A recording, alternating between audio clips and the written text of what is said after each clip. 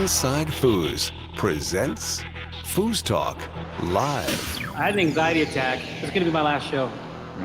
Just kidding. Just kidding. I wouldn't blame you, frankly. I love this show. So, of course, our rugged individualist and electronic Swiss Army knife comes to us from Dallas, Texas. None other than Clay Tumey. Hello, Clay. I like that intro. Feel free to use that one again. Wow, that was special. I like it. Yeah, it's almost better than the one where he introduces me as one of the best foosball commentators of all time. It's FoosTalk Live. You talking to me? Compelling and lively banter. Are you going to talk to us? Talking foosball. Foosball was how I measured my value as a man. You took that away. Players and fans, promoters and pros. Unedited and raw. Talk.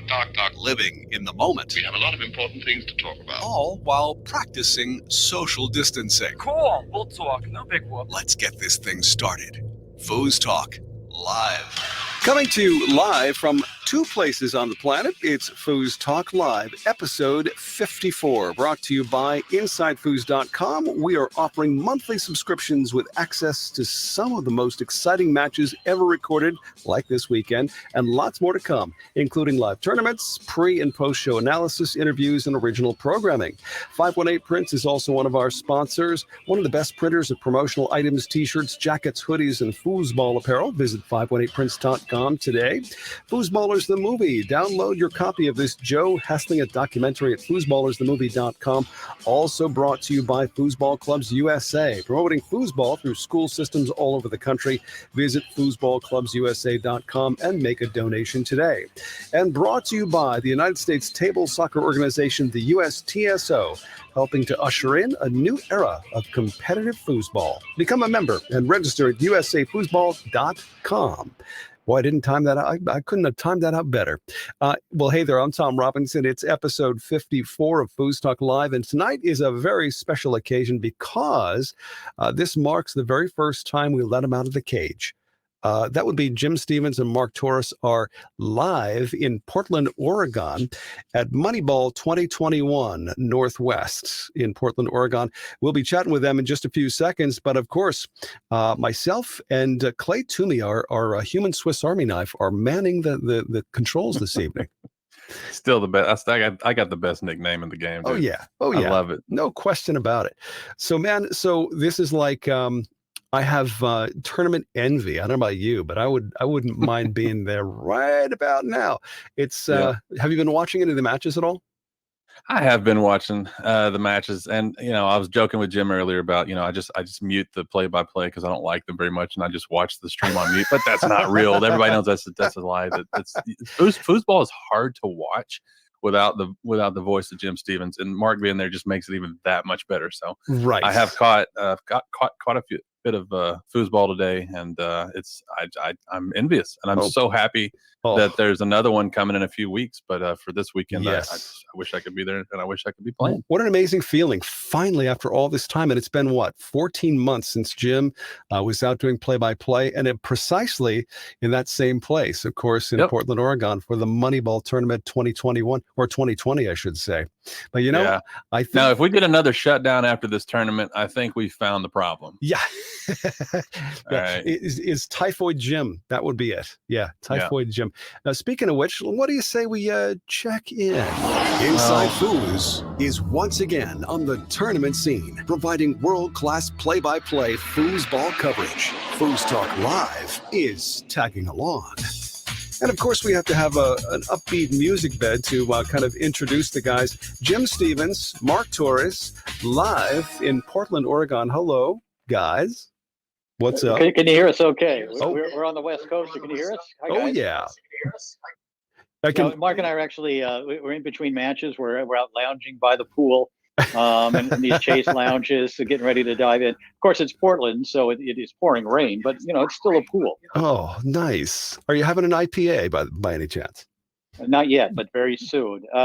No, and actually, it's beautiful outside here in Portland. And by the way, if I'm going to take all the blame for COVID of things shutting down, I also need to get all the credit at some point here too for whatever it is. But okay. No, Mark and I've had a heck of a weekend. It's been a great time. Spending literally 12 hours a day sitting up in that booth. Well, we have breakfast at 9:30. Breakfast at 9:30. And I don't know what Jim's talking about. We have breakfast at 9:30. We have breakfast at 9:30. We go till midnight at least. Oh, I don't know what Jim's talking about. Look on my face right now. Look on my face right now. We're at that time of the day where we hate each other. It's like, dude, I'm gonna sit in this closet with you for 9 hours, and I'm gonna kick you in the balls. no, wait a second. Hold on. He gets cranky. It is like we're an old married couple at times. No doubt about it. I get sick of him. He gets sick of me. But then once the red light goes on and we start commentating, it's like, great call, Mark. Really insightful point by you. When was the last time you guys did this together? Anyway, it's been a while, hasn't it? We've done 1 or 2 matches here and there, but and I don't think I've ever worked a full day with Jim because I'm a belligerent drunk at foosball tournaments. So, but not this one. So this is the first time I've ever worked full days with Jim, and it's been delightful. It's fun though, because at the end of the day, we get very, very kind of. You can tell we're kind of honoring. We just roll with it. We've been in there for 12 hours. All right, fine. Let's just bicker a little bit. It's fun. So who was that masked man that was running around the scene there? We saw some videos today of players with that masked man, that debonair looking guy with a black mask on. Was that you, Mark, by any chance? It was me, or it was Kevin Romero? Kevin Romero. That's there's only 2 guys, or Melvin Osby. If you're talking about minorities, is that what you're talking about? Debonair masked man. Did I say minorities? Man. Sorry, I'm being... Hey, quick question, technical aside here, real quick. Did you guys go to the same room? We are. Yes. Okay, yes, that's a nightmare right now. Just letting you know. What would There's a married so much couple echo. do? I mean, what else would a married couple do? I mean, go hang out. I specifically asked, hey guys, just make sure you. Your chair back. I said, just make sure y'all can go to different rooms, and both of them. Oh yeah, that's a good idea. And I was so excited that went over so well. And I don't know. No, the problem is you can't. When we meet each other, I guess get out of here, Jim. Get out of my room. Get out of here. I'll meet you. So okay, now you guys have been there since Thursday. Is that when you arrived? I got here Thursday. Yeah, guys. Hold on, I can hear my own voice now. I'm waiting for Jim to get out of here. But how am I going to hear Mark? I'm not going to be able to hear him. I guess you we'll mute each other. I can hear you now. just unmute him too.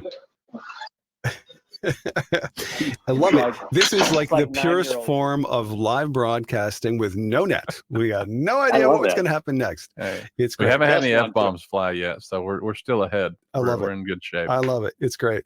Now it's so okay. I got to ask the question, Jim. How does it feel to be back in the saddle? It's great. I actually had nerves on Friday. As we were building up to opening things up at 6 p.m. on Friday night Pacific time. Yeah. But I was excited. I had some nerves. I was thinking, what am I going to say? How am I going to handle this? And then I just figured whatever comes, right? Sure.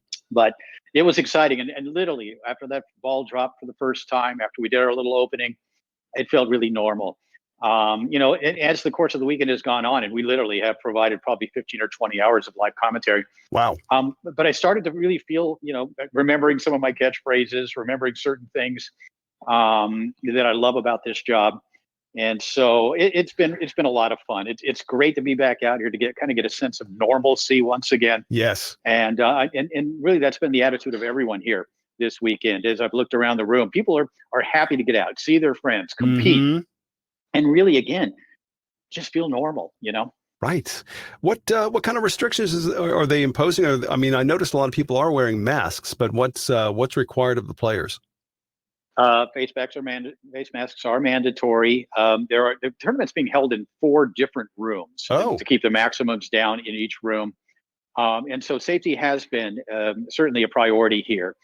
And players, for the most part, are happy to do it. I think, all of us are kind of accustomed to wearing masks these days. So playing with a mask on, not a big hindrance. We do what we have to do. And no one really there's been no dissent at all about it. Everybody's been cooperative.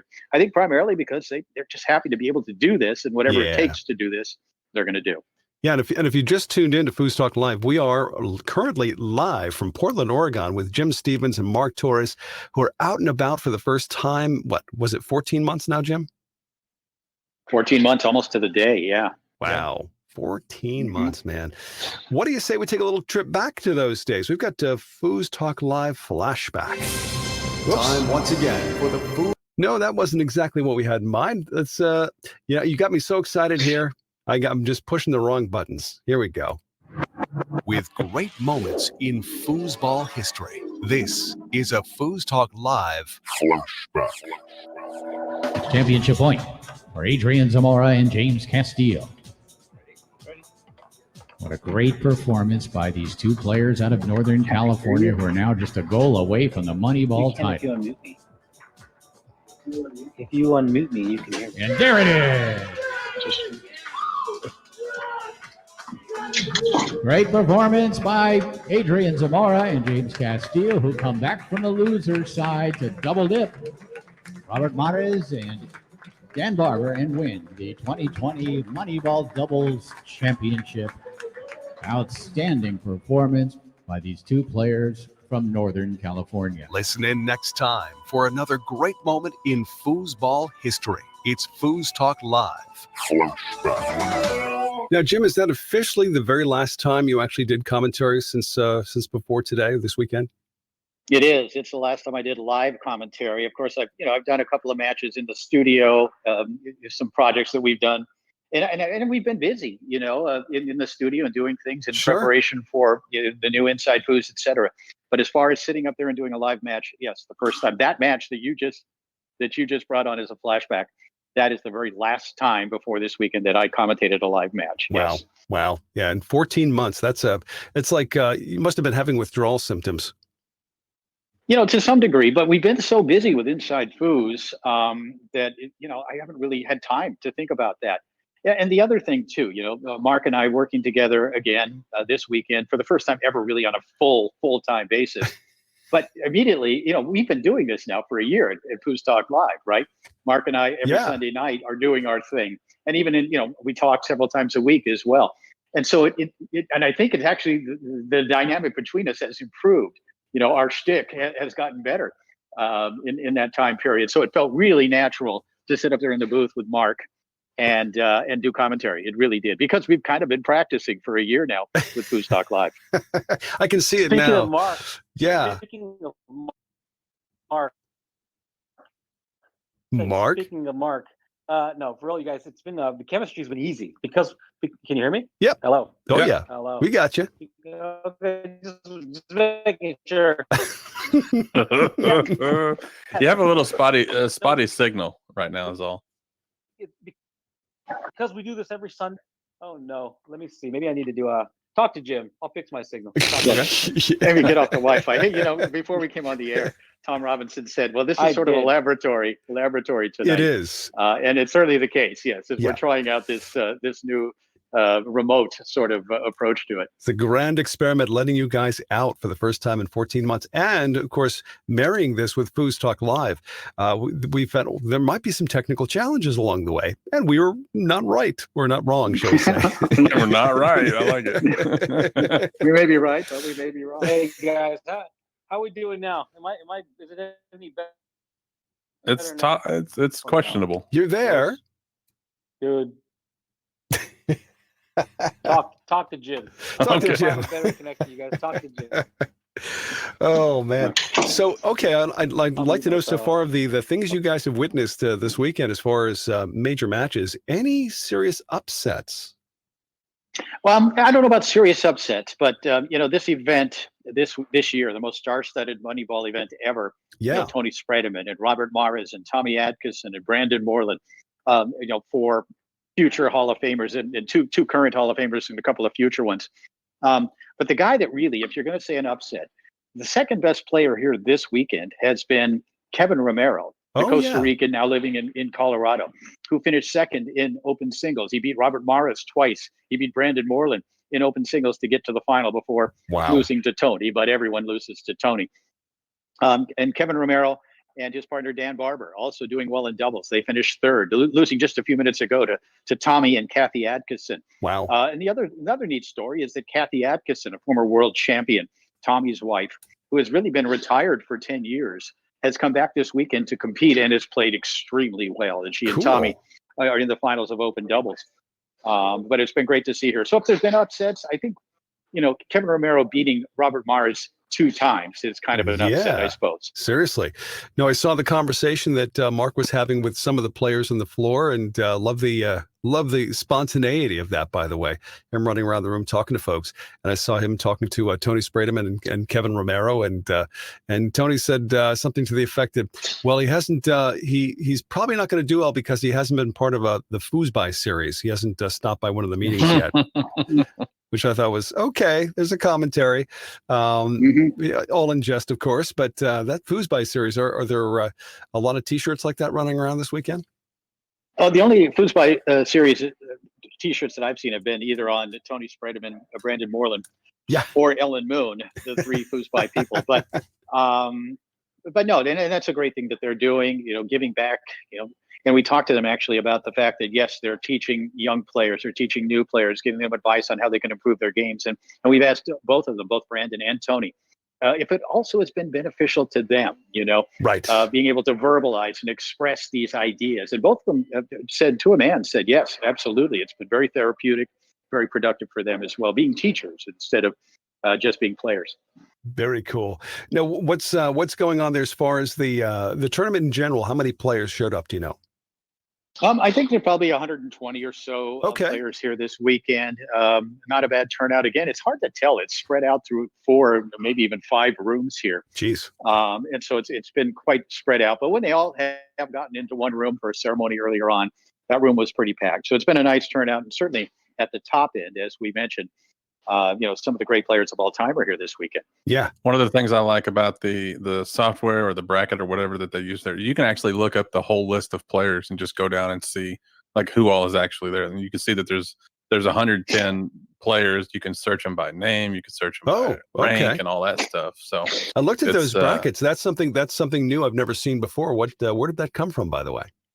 Looks like somebody just made it, to be honest. That is software developed by David Kala, a gentleman who lives up here in this area, and it's really nice, very nice software that he has developed, and new software. In fact, it's modern software. It's called Modern Foosball. The software is. Oh, cool. And and people seem to like it. It seems to be user friendly, and it certainly has been easy for us to see what matches are coming up, to get a look at the brackets, et cetera. So.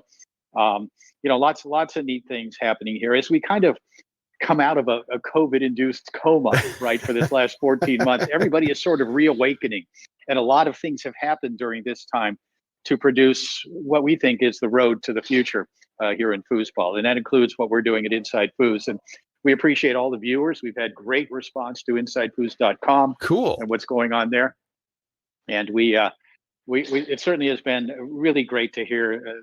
The things that people have said about what we've been doing and where we're headed, and allowing us to express our vision and embrace theirs as well. And you really get a sense of community, the community coming together, coming out of these last 14 months, and really looking forward to being productive and taking the sport to where we think it can go. Right. Now, I've been looking at a lot of the feeds from the Foos. Speaking of being productive, hey, can you guys hear me any better? Now we can hear you. Yeah. No, it's now great. you're coming through. So I think I'm getting a contact high because I walked outside, and this is where all the recreational people hang out. Yeah, and recreational so if this conversation goes south, it's more likely to go north if we're being honest. Yes. From where we are, if I keep north. walking for another 10 minutes, I'm gonna lose a piece of clothing every 5 seconds since I'm walking back in this building naked. That's That may fine. happen. Well, we've only got audio. We don't have Here I am, video, man. so it's all good. Yeah, If yeah. you need to be naked, man, by all means, get naked.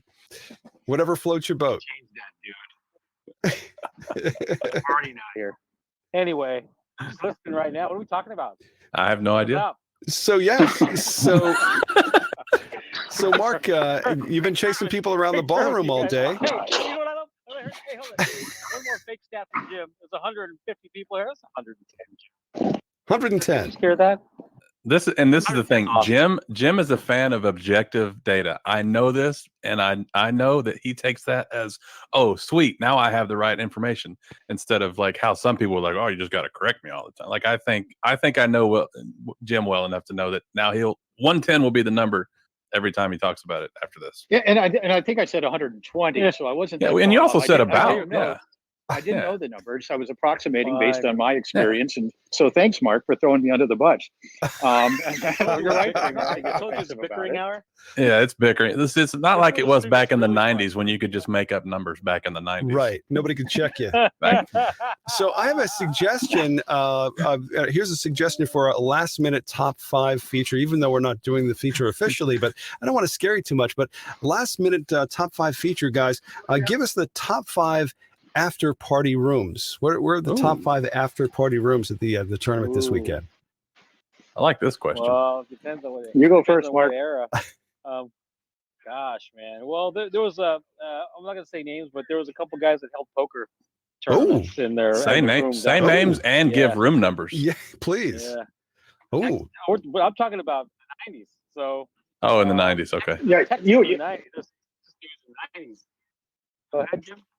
You were no nothing. I can't hear Jim now. Jim's an S for me. Is it me or Jim? No, it's Jim. I have no idea. He's disappeared. It's Jim. But anyway, there was a lot of partying going on early on, man. There's a lot of gosh. I'd be really throwing people under the bus with names. I know that's Clay's thing and it's my thing too. Some rooms to go to, and hang out and drink and do stuff and hang out. Yeah. Lots of that. And hey, man, Texas was one of those places. Yeah. You know, when it was at the Dallas Fort Worth Hilton Airport, the World Championships, you can hear planes flying overhead. Funny. So we're having a great time here, you guys. This tournament, and this is a small Moneyball tournament's a small Northwest tournament, and people are out here to play hard. You guys are watching. Yes. You're watching the stream a little bit. I heard that. Right? You're watching. Yep. Yeah, it's an exciting day, a weekend of foosball, you guys. Some great competition, no question about it. And I saw you interviewing I think he's a 26-year-old player from Portland who is going to play Robert Mares, I believe, and in his first ever singles match against Robert. How did that go, by the way? No, first it was Kevin Romero. So right. Jim and I, and you heard this on the podcast. We talked about dime a dozen super talents. They're all over the place. They are. And this guy's been playing for 15 years. Right. So this is the beauty of it, right? He's been playing since he's 11. He's 26 years old. If you watch the match, you see what we're talking about. This guy has a dead bar pull shot, all slingshots, everything. Incredibly skilled player who actually made a run at Kevin Romero. No kidding. Being a little bit of variance, a little bit of decision making, a little bit of execution difference. Just that 1% difference. Probably a little more. Clay, give me a stat. Probably 5% difference in execution, level of execution. It's the difference. Kevin Romero squeaks by him. I think squeaks by him 4-4 in the fourth game, but it wasn't easy. It wasn't like Kevin Romero wasn't sweating a little bit. No These kidding. guys are everywhere. Joseph Wyborg. Yeah. Wyborg, yeah. He beat Dennis Ori. They're really, really good. He beat Dennis Ori? Yeah, he beat Dennis Ori. No kidding. Knocked him out. Yeah. Wow. And I actually thought, at a glance, oh, this, Dennis lost to who was it? I forgot who he lost to on the winner's side, but I remember seeing that Dennis had lost and got knocked out by somebody that the standing says is an amateur. I was like, oh well, Dennis must have just forfeited. And then I went and looked at the bracket, and is it Wyborg? Is that how you pronounce his name? He actually beat quite a few people and made he finished 5th place in open singles. Seriously? In an event that had like the top 8 players or the top 8 finishes are Tony Spredeman, Kevin, Brandon Moreland, Robert Mares, Tommy Atkinson, Warren Van Landingham Jr., Dennis Ori. That's the other names that are with him, by the way, in the top 8. Wow. So that's a pretty strong finish. Yeah, seriously. And he's never played these guys half the time. Here's the thing. Not unlike the great Clay Tumey, there's actually money in foosball. These super talented phenoms will travel around and then get better and better and better, and they be at each other's throats. The money is just not there. The money's not there. The organization isn't there. But when you go into their towns, their backyard, their zip code, you got to deal with them. They're there. Oh yeah. I hear Jim. Yeah. Hey guys, can you hear me? Okay. Now? You made it. Oh, good. I thought maybe you stepped off onto one of those top 5 party rooms, perhaps. Mark and I, we have been exhausting ourselves doing commentary all weekend, and so we're not heading for any party rooms at the end of the night. We do enjoy an IPA or two, and Mark maybe something different, more like a margarita. But then it's to bed. You get plenty of rest because these things are grueling, guys. You know that. Right. And, the setup, of course, and then the execution of it during the course of the weekend. And it is more like 16 hours a day than 12. But we're ready for bed. I certainly am. And then back at it, the next morning. So what I'm hearing you say that is it's exhausting working with Mark all weekend. It is very exhausting working with Mark. And he would feel the same. He'd say the same about me, no doubt. Oh, my God. Yeah. There's only so much oxygen in that booth, and there's only room for one gigantic head. Jim's head fits in there. So yeah, I get no respect. No respect. So it's just one bad taco away from an unpleasant moment. It's funny you say that. It's funny you say that. There's an incredible taco truck out here. It's been out here every single day. We've eaten enough Mexican food to where we've had the bad taco. That bad taco. Leave it at that. Too bad it's not smell-o-vision. Yeah. All right, so what's going on in the pits tonight on table one? I saw there was a match going on earlier. That match is over. When are you guys doing another match? Well, we've got the open doubles final coming up. We've got Moneyball fighting up.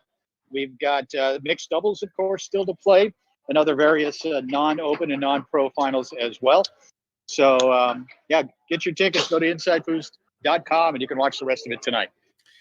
Can I just say, from a pure fan's point of view, that I absolutely love watching the stream on InsideFoos.com. Yes. Now it's so much better than where it was previously, and I will put my hand to there and say I get no kickback on this. So I've got no dog in the fight. I just want to say to you that I enjoy it and I'm thoroughly getting a kick out of it. And it's easier. It's easier to find. It's easier to deal with. It looks prettier. It sounds better. Yep. The site looks fantastic. Yeah. By the way, are you using better cameras on that end, or you've got HD cameras this year? Well, we've had HD cameras now for about 6 or 7 years, Tom. But who's counting? But no, I think the platform, the increase in technology year by year, it's just allowed us to improve the streaming product in particular. To where, we're pretty happy about it. And, we're also dedicated to continuing to improve it as time goes by with the new InsideFoos.com. We're looking to upgrade equipment, upgrade cameras, and even make it better than it already is. And it is, like Clay said, it's great to have it at InsideFoos.com. Makes it real easy. Just go to InsideFoos.com. That's where you can tell people.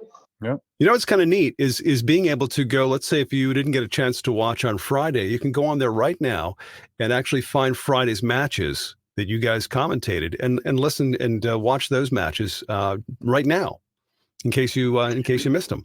Yeah, I would sell yesterday's matches a little more than Friday's. There were a few technical issues with Friday, but there are a few matches up there from Friday. But then there is something like 20 plus hours from yesterday, because it's 3 different streams spread out over actually what is that, 12 times 12 times, or 12 plus 12 plus 12, almost 36 hours of coverage from yesterday through the 3 streams. That's great. At InsideFoos.com. Yeah. And that's a real stat, by the way. 12 plus 12 plus 12 is indeed 36. Yes. 12 times 3. Legit. He did that in his head. I can verify that, yeah. In his head. I don't know. Moving forward, can you believe that? I have a calculator on my phone. The calculator of Foosball. Moving forward, we're going to individualize all the matches from this event and have them up there.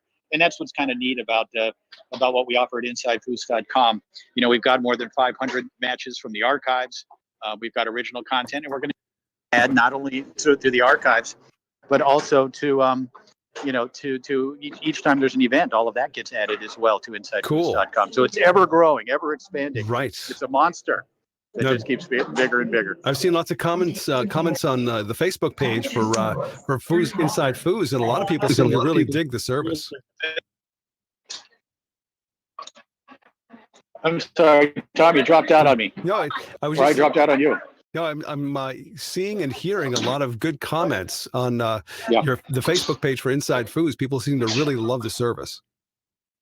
Yeah, and as Mark would agree, there have been challenges this weekend. We're trying new things, and there have been some glitches, no question about it. But people have been patient, and I think we've made up for it with some quality matches on table number 1, and we hope quality entertainment and coverage as well.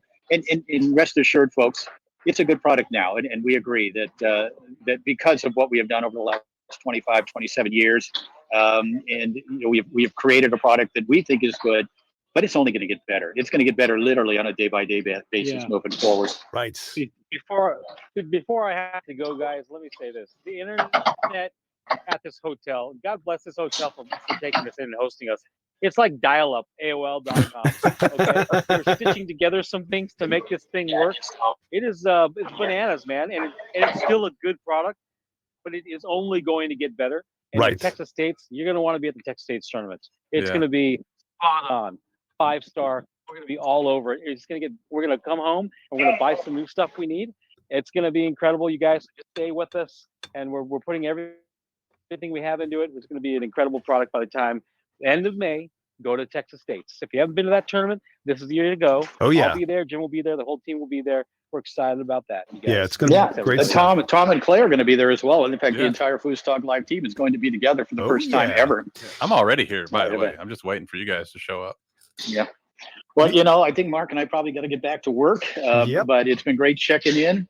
And again, if you'd like to hear more of Mark and I, after you listen to FoosTalk Live, of course, just head over to InsideFoos.com. We're going to be there probably another 5 or 6 hours doing some commentary on big matches, and looking forward to it. But it's been a great weekend here. Great way to get back at it, guys. And certainly there's a certain, weight that's been lifted off of my shoulders of getting to get out there once again and do what we love to do. You know? I got to say, Jim, you really do a great job in your what your intended part of life is. I mean, this is what you should have done all along. This is what you are doing, and we're so grateful for the fact that you're doing this. Now I can see it after you guys have been together for the entire weekend. After this, you're going to need marriage counseling. You and Mark are going to have to go into the counselor, and somebody along the way might just in the sound of John Lennon's voice when he talked to the Beatles at the end. I want a divorce. I have a feeling that wasn't bad. A good Liverpudlian accent there, Tom. Not too bad. The reality is, yes, Mark and I get a little cranky, but we're mature adults, and we make the adjustments for each other, and we're good listeners, which is important in any relationship. Yes, right. I see you, Mark, and I hear you. And so, we actually do get along great, and I think it's reflected in our performance on the air as well. Oh yeah. No, it's I jest, but you guys are certainly the heart and soul of what's happening there, and we greatly appreciate you taking a little time out for the little people on FoosTalk Live. I'm not sure who you're referring to. Yeah. For Clay I'll be right there, buddy. For Clay and I. The bar's open, dude. I'll see you in a second. On my way, The buddy. bar's open. IPA of the week, guys. IPA of the week. Coming right up. Well, we'll be back together again next week, of course. But we're looking forward to, and of course, be safe, be healthy this weekend. Thank you very much, Tom. Thanks, Clay. Great to be on. 54 episodes. I still marvel at that, and I think it's really a testament, Tom, to you to start with, as being kind of the heart and soul of this show. And of course, when Clay came on board, he lends his various expertises, and then Mark doing whatever it is he does, adding a little spice to it. Sometimes it's good spice, other times it makes you a little bit ill. And then me hopefully just lending a little professionalism here and there. Oh yeah. So, well, we're looking forward to the next tournament, of course, Texas States, and you guys, keep the faith down there and make sure that the stats are correct, because Clay. Yes, we do. Clay's voice is in our head, man. If you thought I was kidding, listen. Before you sign off, you thought Jim is walking right toward me, and we're heading to the bar. It's not a joke. We are heading to the bar. Goodbye. This ought to be a very interesting 6 hours of broadcasting. We've got to check it out at InsideFoos, InsideFoos.com. Guys, enjoy the rest of your weekend. Thanks, everybody. And hey, if you can't make it to Texas State, we hope you can. Number one, try to get there, folks. Try to get to Texas State, one of the great tournaments in anywhere in the world. If you can't get there, watch us at InsideFoos.com. But also looking forward to doing FoosTalk live from Texas State as well. That's going to be fun. Thanks, guys. Cool, appreciate it. All right. Be good. I know that's hard. That's hard for me to say that to them. Be good. Yeah. So Clay, what do you think about this laboratory? What do you think of this experiment of connecting with these guys in Portland? I like it. I wish it would have. I was anxious to talk for some more. And people who don't know me think that like they might. I don't know how I come across, to those who don't know me, but I'm not pleasant. I'm not a nice person to deal with when my patience is being tested. And one of the things that I think I bring to the table with the show is that, the technical aspect of it, helping things sound good, work well, all that stuff. So I hear everything in the cell phone. I'm thinking to myself, I'm like, dude, I wish we could have had actual mics. But the reality is, it's so nice to hear the voices of those two, plus like all the little noises in the background, right? The foosball, stuff like that. I've been talking with them about an hour before the show too, just trying to figure out exactly how this would work out and if we'd be able to even do it. So I think I had to, if I was going to grade it, I'd say that was an A. Okay. And I'm happy that was able to go down. So yeah. So I think that it's fair to say that we are going to be together at Texas State's. This is the 30th anniversary. It's Memorial Day weekend. So give us a quick, what can we expect when we go there? Because I've never been to Texas State's. What are going to be the highlights of that weekend? So I'll have to give this in categories, because there's competitive highlights, there's environmental highlights, there's all these things that make Texas State great. And I'm going from the top of my head. I haven't prepared this answer. I'm just telling you what I personally enjoy and what I look forward to about this tournament in a few weeks. First of all, this top-notch competitive event. Like, all the best players will be there, right? And they'll all be trying. They're not going to be. I have to watch how I word this, but the top players will be playing with the top players. Right. You're not going to see. You're going to, like, for example, this weekend, and also like TKO. The tour kickoff. Some of the other events, there's like almost like a tradition of the top players playing with other players who are just good, or their friends, or their whatever. You don't see a lot of like Todd and Tony versus Ryan and Dia, stuff like that. So right. When it comes to the tournament like Texas State, you're going to see the top players playing with the top players, and so in doubles, it's going to be top notch, quality competitive event.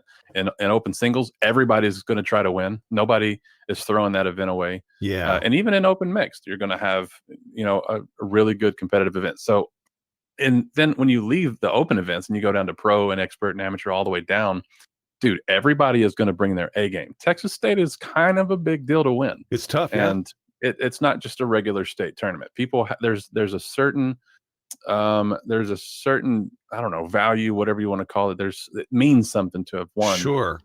Texas State. So the competition is going to be awesome. So there's that part of it. There's another part of it, that this room is, the saying goes, everything's bigger in Texas, blah, blah, blah. I know people don't like to hear a Texan saying that, but it's the truth.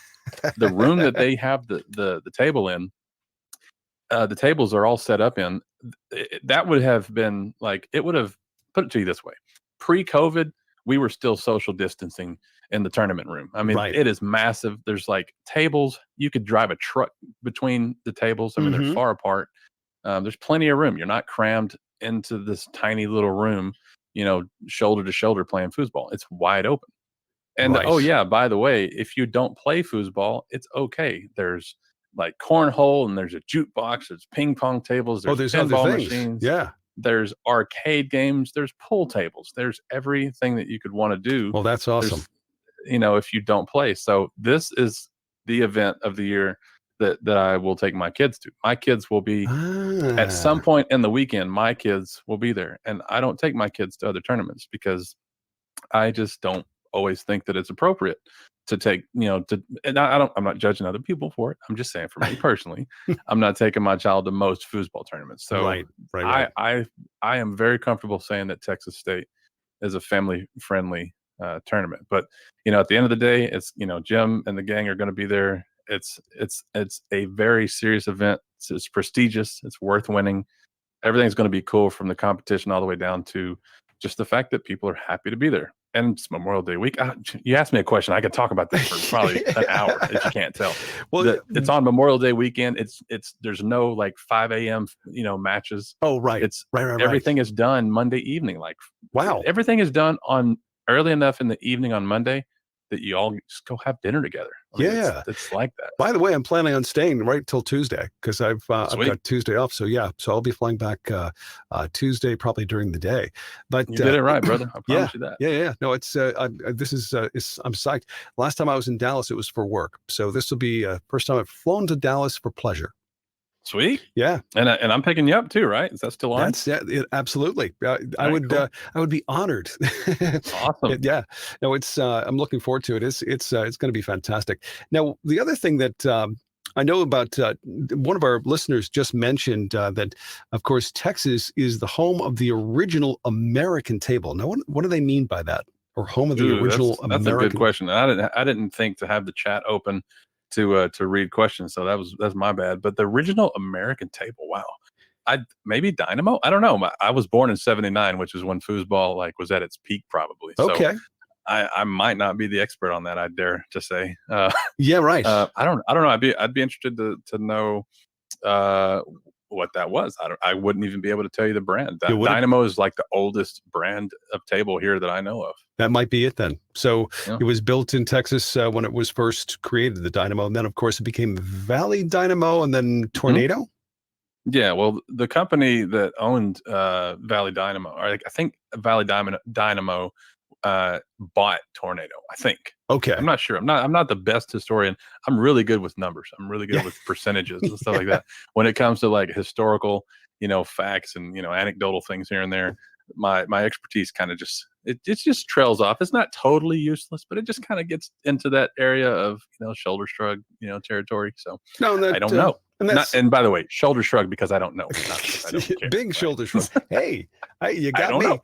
Well, I don't even know. These guys are down there telling me stuff. I'm like, hey, I got no idea. I was born yesterday. What am I gonna do? Thank you, Tony. No, it's true. This is funny because tables, of course, I mean, they've come and gone, and this is one of the longest lasting tables. When you think about Tornado's been around for what, 3 decades? 4 decades now? Yeah, you got to be mid 80s probably, I would say. So 30 plus. And they keep improving it from year to year when they keep on turning out new series. The T3000 now is available in 5 colors? Yeah, and it's all the same table. I mean, the different finishes it still plays the same. It just looks cooler or less cool, depending on what your taste is, I suppose. But I don't know. The T3000, it's probably a decade old by this point. I don't know when. I can't remember when they started playing on it. Maybe 2012 or 2011, maybe. I don't know. Okay. It's clearly the best version of that table. Yeah, so sturdy, so able to put up to the punishment of pro players, because pro players are just, they just really put the pressure on those rods, and of course they stand up beautifully. I don't think I'll tell you an underrated thing about the Tornado table that you really start to see when you play on other tables internationally is the counterbalanced men. Because on a Tornado, they'll just stay. However you put them, they'll just stay. Right. I love that. Yeah. It's awesome. As a goalie playing singles, I love being able to put my guys up and be able to not worry about them falling down and blocking my own shot. Yeah, for sure. Yeah. So explain the meaning behind the Texas style of play. Oh gosh.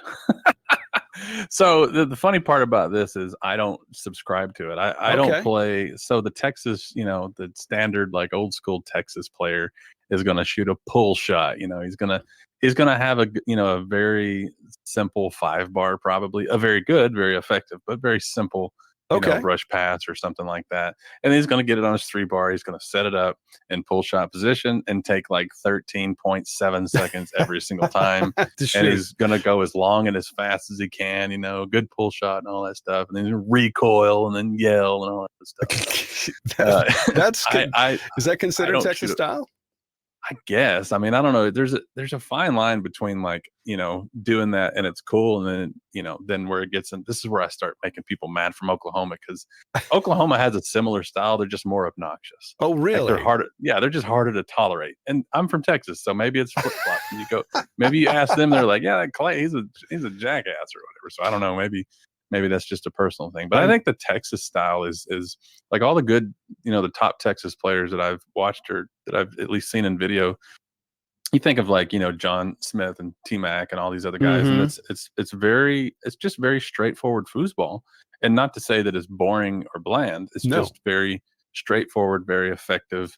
And they're shooting pull shots. They're not doing a lot of weird crap. They're not trying to trick you. They're not trying to necessarily trick you with fancy moves and this, that, and the other. It's just more here's my game, and Yep. go ahead and try to beat it. I'm not faster. Yep. There's no surprises. It's just I'm really good at what I do. Okay, I like that. That's what I think of Yeah. when I hear the phrase Texas foosball. That's what I think of. And then you're going to hear from them when they score. They're going to yell. They're going to recoil. All that crap. You know. Strength, durability, shall we say reliability. This is all part of the table as well. So that makes sense with the players. I mean, that, of course. Yeah. Okay. That's cool. Well, I've got to get this down before I step out to Texas State's, because I'm sure I'm going to be seeing lots of Texas style playing. Yeah, it's going to be, dude, I'm so excited. And by the way, just a quick little aside, just between you and me, we need to start working on our game plan for this match against Jim. Right. And Yes. and his goalie. I forget what's Jim's goalie's name. The guy with the black something. mask. He was running around the tournament room at Moneyball this weekend. Yeah. What the heck is his name again? Sideline report. Until I can remember his name, we'll just call him Sideline Reporter. No, Mark Torres. Of course. But yeah, you're going to see a lot of very okay. So in your neck of the woods, it's Kevin Walker, right? Yes, he's the guy who has he's so stinking good, man. Yeah, but really, what does he do that's like crazy fancy, like Nothing. blow you away? Nothing. Awesome. Like it's just wow. He's just so that's actually my opinion. When I hear Texas foosball, that's actually the style that I think of. So okay. Expect to see that just at different levels. Up and down the different events that you'll be planning. No, I've watched Kevin for years and always tried to emulate. It is funny because he was brought up by Greg Mandel. Greg Mandel basically brought him into the game when he was only, I think, 14 or 15, and turned him into a pro level player in a couple of years, and took him on tour. And now Greg also has that same sort of pass the ball, set it up, wait. Now, I was speaking to Walker about this back when I was trying to learn it. He was very good at showing me stuff. He realized, I need to learn these things. And he said, once you learn to set the ball up quickly and in the same spot every single time, he said, you load the gun. You get yourself in a certain position where your man is at a certain angle at the ball, and you wait. Your gun is loaded, and that gun can go off whenever you want it to. Yep. And the faster you can set it up, the more time that you have to read the defense as well. So being able to set that ball up very quickly, there's a big difference between only having 11 seconds versus having 14. Like 3 seconds doesn't sound like that much, but in terms of a defense, it's a lot. Right. No, just to count that was the other thing that I found really difficult, was to not just go, try to stop and go, 1 1,000, 2 1,000, 3 in your head. I mean, that's tough, because usually, especially in a real match, I mean, emotionally speaking, your brain is telling you, go, just go, just, there it is, just go. So yeah, Kevin was really good at showing me things like that. And, I think it's actually benefited me more on the 2-row than it has on the 3-row, because my front game is just almost non-existent. But it's that's he's just terrific when it comes to teaching, and I always appreciated that about Kevin Walker. And hopefully we'll see him back on the tour. I know there were some rumors going around he might get back on the road someday. Dude, that'd be so awesome. He left the game right around the time that I started really getting serious. So I watched him a lot on video, and I was very familiar with his game, with how he played, with who he beat, all that kind of stuff. And then right around the time that I started, touring, is when he stepped away for a little bit. So I just, as a fan of the game, I would absolutely love to see him back. Yeah. And by the way, Greg is also another one of those players. You're exactly right. And I could see him being a great teacher. I've played with him. I played open doubles with him at TKO a couple years ago. And even though I don't play that style, he still has little tidbits. That's the thing about the really good players. A really good teacher is not just going to tell you how to do what they do. A really good teacher is going to tell you how to be better at what you already do. So even my style of play is very different from Greg's, and I still improved as a player just from having him on the table with me, just giving me little tidbits. No doubt. Do this, do that, stuff like that. So, I can say from experience, when you get to know Greg well enough and you play with him, he's not kind. He can be love it though. It's like, what are you doing? What are you doing? Why did you just do that? Just, but we take it, the best way possible. And of course, when you're first learning, you want to hear this stuff. You got it because you're, screwing up. Well, my personality is such that I learn from that better because I don't have to burn any energy wondering what they mean or interpreting their word. Because if you tell me, like, so for example, I like to shoot a front pin, and if you told me, hey, it's kind of good, but you might want to consider this, that, and the other. In my brain, I'm thinking, okay, is he being nice to me because he doesn't want to hurt my feelings, or something like that. And I don't like burning energy trying to figure things out. I like somebody like that who would just say, hey, that's trash. Either learn how to do it or stop doing it altogether because it sucks. Like my brain goes, ooh, I immediately know what the deal is, what the situation is, what I need to work on, what problem I need to solve. Like it's like being pulled over by the cops and they go, so where are you headed today? And I'm like, dude, you haven't even told me why you pulled me over. Like, why are we talking right now? Well, are you in a bit of a hurry? Like, why are you asking me that? Whatever you pulled me over for, let's talk. Like, my brain works in a different way. So yes, I love. That's why we love when I played the one event that I played with Greg, I loved it because it took like all of a game or two probably for me to do slingshot on the most important pass of the possession of the game or whatever. And he's like, no, don't do that. So slingshot on match point, is that what you're talking about? I do not practice patience or discernment or anything when I play foosball. I just let it fly, and I like to do it with some level of control, but for the most part, dude, I just like to hey, let's see what this. As a kid, I would be the kid walking through the house, and just like putting a knife in the outlet or flipping a breaker or just doing like gotta see how it if works. I could tell you the way that my life has been affected by the simple question of, I wonder what happens if I do this. And that's how I play foosball. And the thing is, I fail a lot and I run face first into a brick wall a lot. But I also kind of learned the game pretty quickly, I think. Because that's just my style of learning. But the I same way you play chess, correct? The same way I play chess. I play a very reckless, or as I learned in the chess world, they call it romantic. But romantic. Oh, yeah. I think it's reckless. I'm very, very comfortable making massive errors, and the reason is it's not because I don't care if I lose. It's just because I like to know where the limits are, and I've carried this MO throughout my entire life. I like to know where the limits are.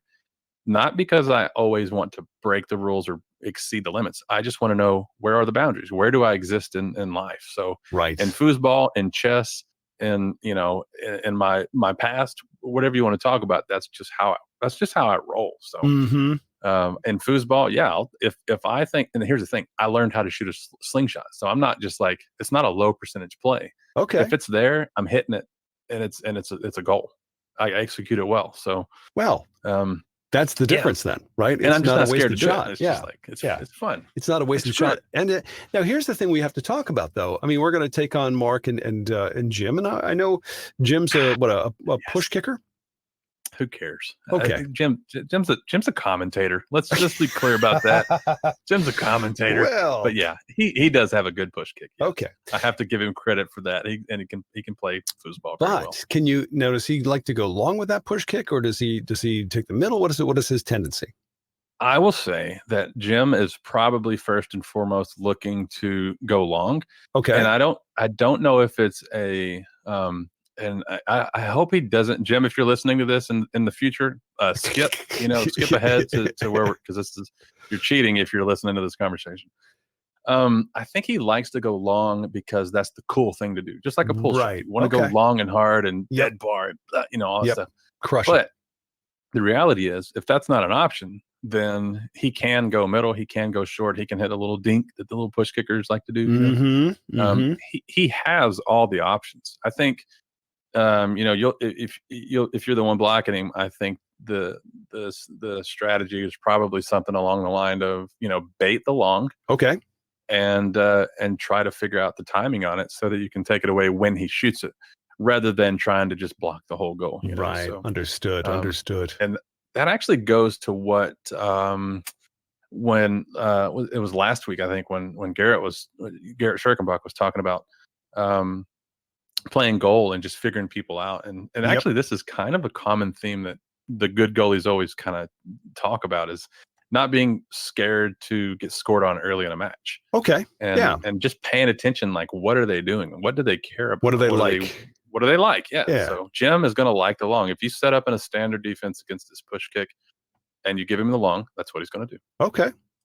And so then you gotta bait him into it, take it away. So piece of cake. Time him out. No, it's we're lucky in our local DYP. We have a former pro who loves the push and the pull kick. I mean, that's his bread and butter. He just loves doing it. It's not like, it's usually pretty, minor DYPs. I don't think he'll do that necessarily in a serious match, but when he's playing against us, it's like, yeah. So I have an idea as to how to kind of step on his tail, so to speak. That's awesome. That's awesome. Yeah. They're going to be in trouble. It won't be as easy of a match as I like to pretend that it will be, because it's not like we're not just going to skunk them. Right. But I will say that I don't think so. Mark's actually never played me, so he doesn't know. He can, and even like watching videos doesn't really give him much of much help on that. Jim has, and I've played a ton of pickup games with Jim. So Jim's only seen like my funsy games. So okay. I'm not kidding. We need to figure out what we're playing for, and I really want to beat them. That's something where I think we can take suggestions on that. I mean, what would be valuable and yet, more than just bragging rights or, right. And not cash, not money, not prizes, not a trophy. I want to humiliate them. Right. And so can I just tell you, and when I was locked up, and I'm assuming that's fair game for topic, right? Oh, sure. I used to play chess, on the inside. And I didn't always like to play for, you don't play for money in prison. You play for soups and stamps and stuff like that. But some guys would play for push-ups. And so like me and you play a game and the winner owed the other one 10 push-ups, for example. Wow. But here's what makes it enjoyable. They're on-call push-ups. So that means you do a push-up when I tell you to. So, So you, this is different. I beat you, so you owe me. And, it could be a week later. Hey, man, give me a push-up. And they got to drop and give you a push-up. Hey, man, give me 3 more. They got to drop and give you, until that debt's been paid. So stuff like that doesn't have to be push-ups. Okay. But, certain things like that are like mildly, I don't want to say degrading, but it's just it's just kind of digging at them. You can grind your heel in a little bit, like here you go. We did like donkey kicks where, donkey kicks, flying monkeys. I mean, all kinds of different dying cockroaches. Sorry, what is a flying monkey again? Could you? Flying monkey is like it's really not accurately named, but basically it's where, like, if you could imagine sitting on the ground, you know how a dog drags its rear end across the carpet, right? So like if you could imagine a human doing that with their hands on the ground but their feet in front of them. And then they're just kind of like, it's kind of similar to that. So, oh man, dying cockroaches was my favorite because I'm writing this down, by the way. Hey, writing this down. It's probably in a book already somewhere. I don't know. But dying cockroaches, this actually might be the one, Tom. This is where the person. So let's say we're playing for 10 dying cockroaches. Okay. You beat me and I owe you. So you tell me, go ahead and give me 1. What happens is I lay on my back, and it's exactly like a dying cockroach. I lay on my back, my hands and feet are kicking in the air, like a dying cockroach. And you got to do that for like 5 seconds. Seriously. And you could just, if you just wanted to watch me do it, that's fine. If you wanted to hold a pretend can of bug spray, and then I got to be like, no, don't kill me, and that's a dying cockroach. So that would actually be a lot of fun. I'd like to see Jim on the ground. Right. Like a dying cockroach. I think that might not be a bad idea. So we can entertain all kinds of stuff like that. And in case you just tuned in to FoosTalk Live, my name is Tom. I'm with Clay Tumey, and we've been hanging out talking to Jim Stevens and Mark Torres, who, by the way, are doing play-by-play as we speak in Portland, Oregon for the Moneyball 2021 Northwest Tournament. And of course, they're having a blast. They just headed to the bar. I think they're going back in for another 6 hours of play-by-play. If you haven't had a chance, of course, they're at InsideFoos.com. You can check out their matches. But yeah, we're doing this as an experiment to see how that all worked. And I think, generally speaking, I think the consensus is our laboratory was a success when it comes to making contact this way. And in the future, we will be doing some tournaments like this from FoosTalk Live. And so Clay and I are basically just discussing that we're all going to get together at Texas State's. All four of us are going to be there on site Memorial Day weekend for the Texas State 30th anniversary championships. And we're going to be playing, Clay and I are going to be playing against Jim and Mark in a doubles match on table 1. So we're just discussing how we're going to humiliate them. How that's going to go. Yeah, I'm open to ideas. If anybody has any, I'm all for it. Oh yeah, within reason, within the law, within it needs to be something that could be done in the middle of the tournament room. So family friendly type stuff. There you go. There you go. Okay. Well, or on the air, even on the air. I think on the air might be an even better idea because then it's then we can record it and share it with everyone for years to come. Here's an idea. This is kind of where my head is on the thing because I don't like the one-time payment. I think it's painless, frankly, okay. And I want them to feel the pain. Probably haven't made that clear enough yet. So it could be something simple like compliments. Like we could play for 20 compliments, 10 apiece. So when we beat them, they have to give me a compliment every time I ask for it until that's paid off. So if it's 10 apiece, then that means it could just be in the middle of a podcast. Yeah, man. 2 weeks from now. That works. It's like, hey, Jim, make me feel good about myself. There you go. And then he gives me a compliment. And it has to be real, has to be legit. Genuine, yeah. Yeah, something that has nothing to do with your clothes or whatever the case. But yeah. And it can't be sarcastic. It can't be like, okay, well, like you have nice hair. Because first of all, it's a lie. My hair is terrible. It has to be something, like, tell me my genuine eyes are pretty. Something, yeah. You got stunning eyes. No, tell me you wish you had my eyelashes. Tell me more about my eyes. You could do eye flutters. We could play for eye flutters.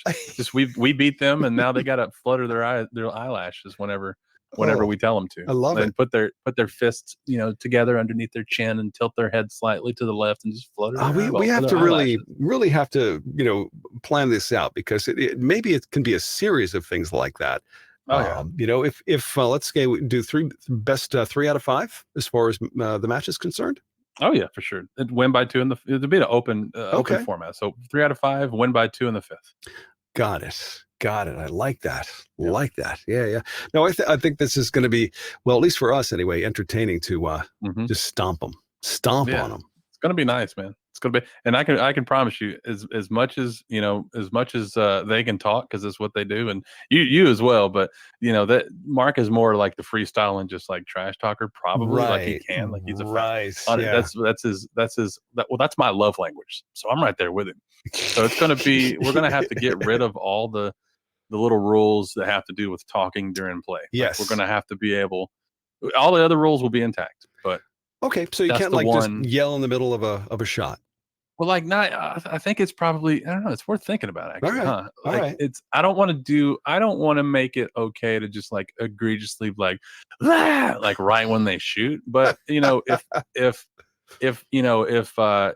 Jim passes the ball or something like that on his 5 and he gets a lucky break to catch it on his 3, like I want to be able to say, yeah, well, do that twice or whatever. Right. Stuff. Just right. I just want the freedom, and trust me, they probably do as well. I want the freedom to just like throw in little jabs and little comments here. Psychological play. Absolutely. Yeah, that has to. I want to get under their skin because I feel like it's probably comfortable there. Oh, no doubt, no doubt. Yeah, Jim being what is he like 6'3", something like that? Yeah, a lot of skin there. Yep, no doubt. He's a tall dude. He actually is a pretty. People don't realize how tall Jim is. He's a tall fella. It's funny because most people that I've met, who are famous who do that kind of thing, tend to be on the smaller side. Tiny. Yeah, Tom Cruise is what, like 5'7", probably. Right. Howard Cosell, one of the the most famous play-by-play announcers of all time, in sports and of course all kinds of sports. Man, small dude. I think he was like 5'6" or something like that, 5'7". Well, but Jim's a tall guy for sure. Now I think Mark's probably he's more reasonable with his height. Right. But yeah. Now, Jim Stevens, like, more than anyone, as far as working with Jim, what's his Achilles heel when it comes to foosball? Ooh, you mean so playing against him or just as what gets under? What do you think would get to him? Honestly, the way that I play is probably near the top of the list, where it's not traditional, not calling timeouts, not taking your time, not valuing the position. Listen, go watch any InsideFoos video and hear what Jim says, and then just do all the stuff that he never says, or do the opposite of what he does. Got it. So, for example, the Tom York timeout. You're familiar with this, right? I think you have to refresh my memory. All right. So the Tom York timeout is where if you get scored on 2 consecutive goals, it does not matter where it is in the match, whether it's the first 2, the middle 2, the last, anything. Well, the last 2, the game's over, but you get the point. If it's 2-0, if it's 3-1, if it's 4-2, if you get scored on 2 consecutive goals, you call a timeout if you have one, no matter what. So if the game starts off 0-2, you call a timeout. Right. If it continues to 0-4, call your second timeout. Like that's the Tom York timeout. You take two goals against you. That's an automatic timeout. So that's one of the things that Jim preaches. It's Tom York's thing, but it's something that Jim has. Well, it's a way to kind of supported and reiterated. Slow the roll of the opposing team, kind of interrupt their flow. Is that what you're saying?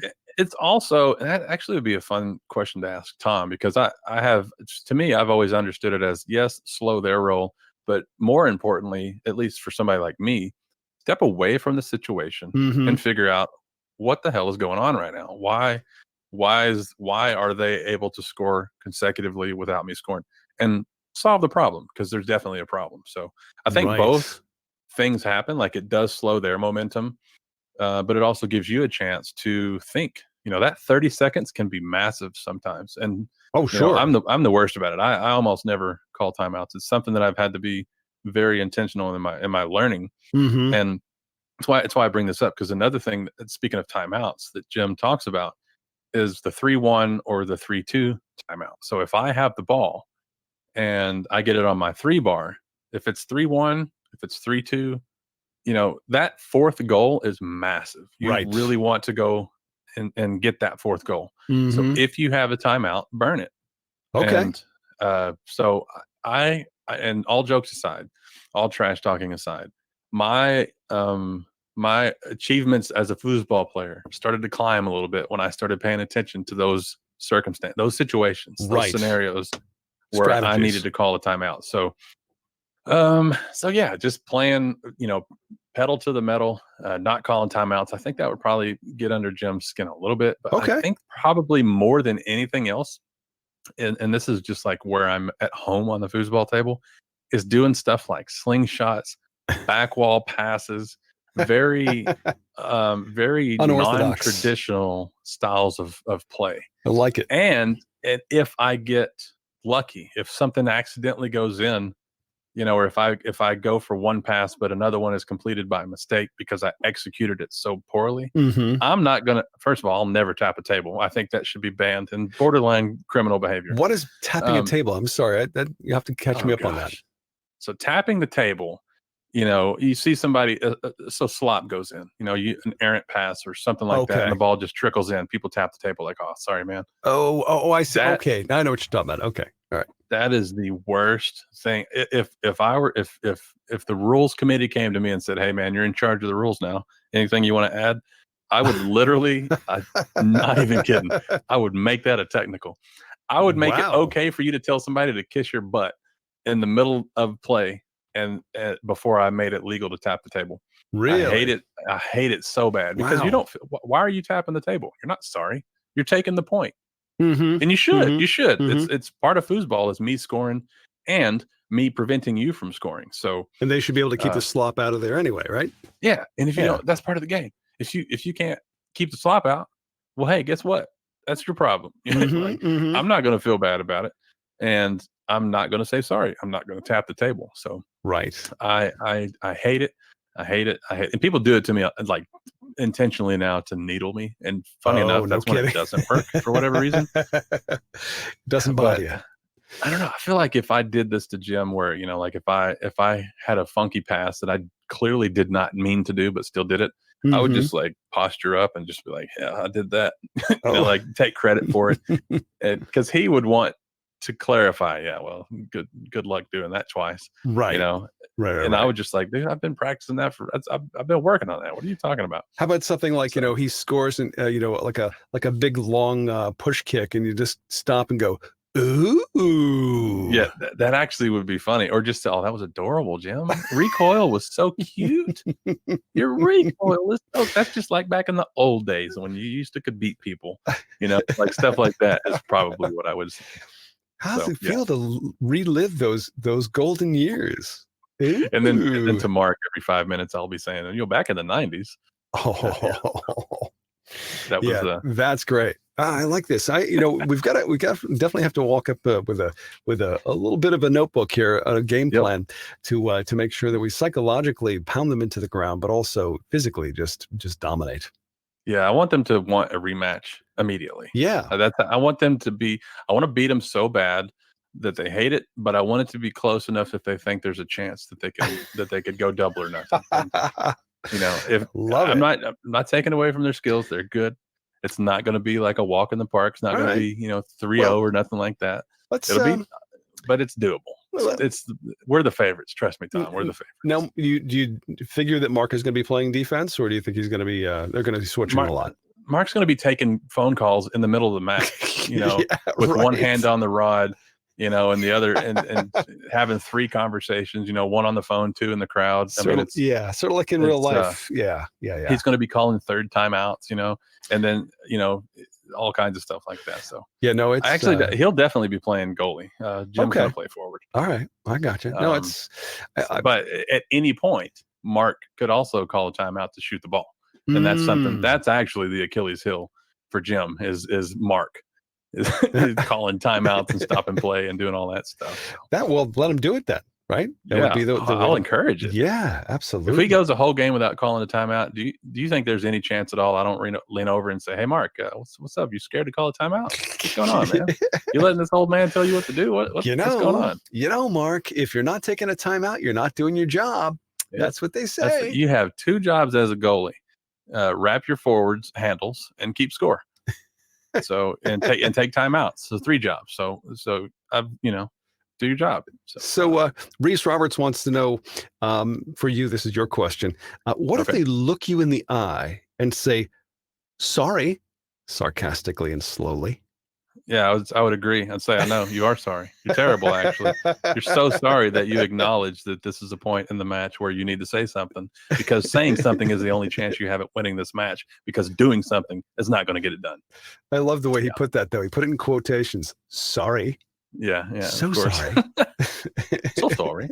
Yeah, English, by the way, Reese, the English are very good at apologizing. I just, so sorry. Sorry. Yeah. So sorry. Yeah. Thank you. And early when I first started touring, I had to watch myself. Like I would literally have to ask friends, like, hey, can you come watch me play this match and keep me in line if it gets sideways, because those kinds of things against people that I know, it's like mildly infuriating. But against total strangers, it sets me off on another level, because now it's just like, dude, what are you talking? And I have probably had that exact conversation before where somebody said sorry. I'm like, yeah, no, you're trash. Like, that's exactly you are sorry. You're the definition of sorry, but you're not going to take the point back. So you're not apologizing. You're just sorry. Right. Just not sorry. This is why I stay muted, by the way, most of the time, because I don't need the world knowing that this is. By the way, I'm unpleasant. The people are like, "Oh yeah, I kind of get it now. You're kind of an a-hole." So. Speaking of unorthodox, I mean, we're doing that tonight because, of course, tonight is a celebration. We're kind of celebrating the sense that tonight is the first time Jim Stevens is able to get out and do his thing on the road in Portland, Oregon, at Moneyball 2021 Northwest. This is the first active moment for Jim in 14 months, and of course he's feeling it. It sounds like he's a little weary after we talked to him for a bit about that. He came on live earlier, and it's I totally get that, but this is the beginning of the beginning, right? This is where things are really going to kick in, and Texas States is going to be the next one. Texas State's the 30th anniversary. We're all going to be there. I think just that by itself is worth the price of admission, because we're going to be going at each other, no doubt. It's going to be a pretty massive, first for in a lot of ways. I mean, it's going to be the first time that we've all been in the same room together. Yep. It's the first time, and that'll change the dynamic in such a good way. I already know. Just for the show itself, it's going to be cool. Oh yeah. But for the whole weekend, dude, like everybody is going to be doing something that will be productive, and it'll be for the better of all of foosball. I genuinely believe that. And there's also other names that you don't really hear a lot, like Jason Wicks, for example, here in Dallas, who's going to have a massive part in things just looking cool and being cool for the stream, for the in-person presentation, like all this kind of stuff. So really, when you think about it, Moneyball, as great as a tournament it is really just a warm-up. It's just it's a warm-up. Yeah. It's nothing against them. It's no insult intended at all, but it's not Texas State to me, at least. And by the way, up there, they're probably saying the opposite. Like, this is Moneyball. That's just Texas State, right? So there's some local, homerisms going on right now. I'm sure in and everything that I'm saying. But I get that. Texas State is a big deal. There was, before I, became more aware of the rest of the world, my little sphere here in upstate New York and Albany, the 518 man, I thought was the center of the universe, because I was, watching Kevin Walker and Greg Mandel, killing players that came to town. And just, I thought, man, 518's really badass. Well, I went to Lexington, Kentucky in 2019, and I had a rude awakening. Like, was that at Worlds or was that TKO? That was TKO. And, wow. Yeah, we did some interviews there for Foosball Radio, in fact. And man, wow, I was blown away. The local talent there was just fantastic. Oh yeah, it's a whole different level when you go to the bigger tournaments where more people show up. Dude, at Texas State, you're going to see amateurs playing, and you're going to be like, why are they not pros? And everybody will be crying and complaining. I don't know that. Yeah, complaining there. Thank you for saving me, because I was about to say all the bad words. But like blanking and moaning was the phrase in my head. I was like, all right, what's the appropriate way to say and moaning? Yes, complaining. People will be complaining, why is he a rookie? He's definitely a pro. Like, no, that's not how it works. And anybody who says that, right. So, okay. For let's say the near future, when it comes to developing foosball players, especially getting more people into this game, do you think that's going to even out? Do you think we're going to see a change in what you would define as someone who's considered rookie? I mean, when it comes to their experience, or just for their points? I mean, points is the only way we can tell now. So what about the future? I think one of the worst things that was done to that whole piece was giving them names like beginner, rookie, amateur, expert, pro, all that stuff. I think there should be a less definitive name that only speaks to that category. So like a level 1, level 2, or like in college, Division 1, Division 2, Division 3, stuff like that. Sure. Because beginner is not an accurate description. They're not beginners. Yep. Rookie is usually not an accurate description, because they're not first year players. Right. Amateur, that's a fair one, I guess. But you also could win money as an amateur. So is it amateur or is it not amateur? Whatever. Expert, whatever. Pro, that's hilarious. Nobody really is like touring as a pro except for maybe a single digit number of people. Right. So I think that if they could just like call them something different, I think a lot of that conversation just falls by the wayside. Classifications, maybe just 4 classifications, and make your way through those classifications. Yeah. I mean, in my little dream world where I win $100 million and just have my own tour, because trust me, I daydream about this all the time. Even though I don't play the lottery, I just don't believe in it. But I do think about, like, what would I do if money wasn't the option? And foosball, being on a big scale is one of those things, because I care about it. Plus I love organizing things. So to me, I think 4 divisions is perfect. I think you have like an entry level. Well, first of all, I think there should be, this is a fun conversation that I wasn't expecting to have. Okay. I think there should be like a path that diverges, and you go, okay, are you just playing recreationally? Right. Or are you playing competitively? So with that in mind, I think there should be 4 divisions. One over here all to itself is the recreational division. And that is people, you're never going to win cash. You'll win trophies. We'll pat you on the back, give you a high five. Maybe a table. And that if you wanted, I mean, but it's recreational. It's what you do because you like to play. You're going to have fun. This is recreational. It's not with the intent to improve to pro at any point. Right. It's not, Right, you're right, not right. trying to win your entry fees back, you know. Okay. It's probably free to play, if I'm being totally honest. It's recreational. Right. And then you have the other divisions, which would be, you know, for lack of better phrases off the top of my head, level A, B, and C. Mm-hmm. Level, or you could say level C, B, and A, where C is the lower class, B is the one you graduate to, and then A is the top of the top. So And semi-pro, pro master. yeah, and I think that's the right idea. I just think giving them a different title, because people will always cry or complain, to use the better word, about, well, they're not a semi-pro, they're not blah blah blah, because people think that it's not fair that they just got smashed. People don't really accept, you know, if I'm an expert and you beat the hell out of me and you're an amateur, you know, it's way too common in foosball to go, well, he's not an amateur. No, actually, you're just a really bad expert who lost to a really good amateur. Or just had a bad day. Right. And so I think that if we went in the direction of categories that spoke to results rather than you know, arbitrary points or whatever. So if you're a level C, that means you've never accomplished enough to become a level B.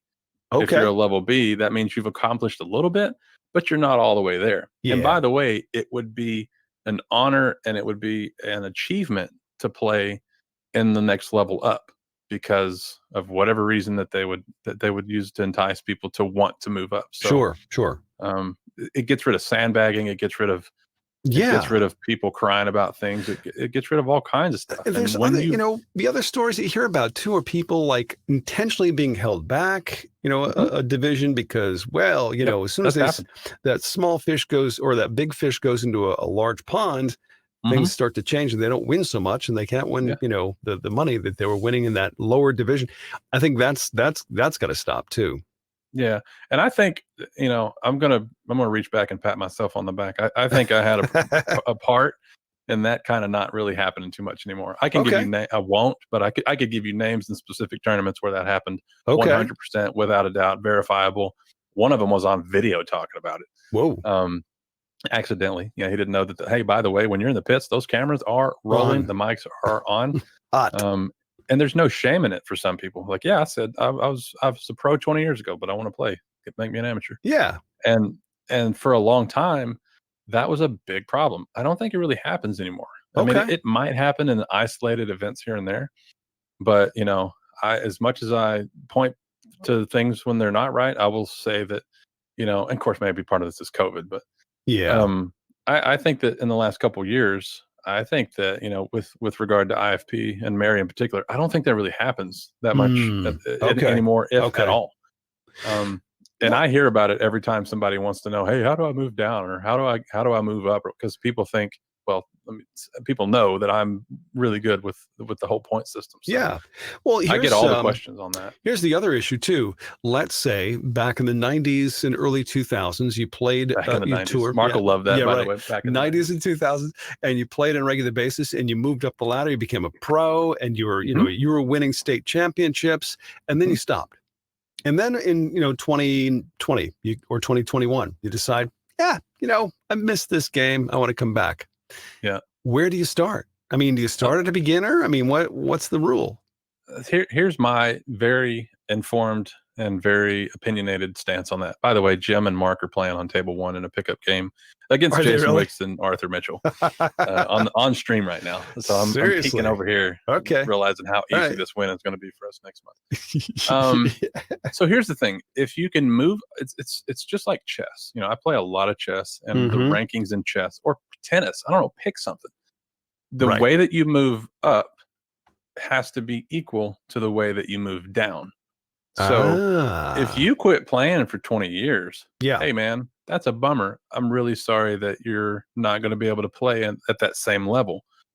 But I don't think one person is important enough to screw the whole system up. You know, I don't think anybody. So like right now, I'm rated an expert in singles, and I'm not an expert. I won the last expert event I played in, and then I haven't played since. And there's a reason for that. I don't feel that's okay for me to play in an expert event as in singles, because I would not be proud to win that, because it's not an event that I think I should play in. So, okay. But let's say, for example, I just quit playing right now.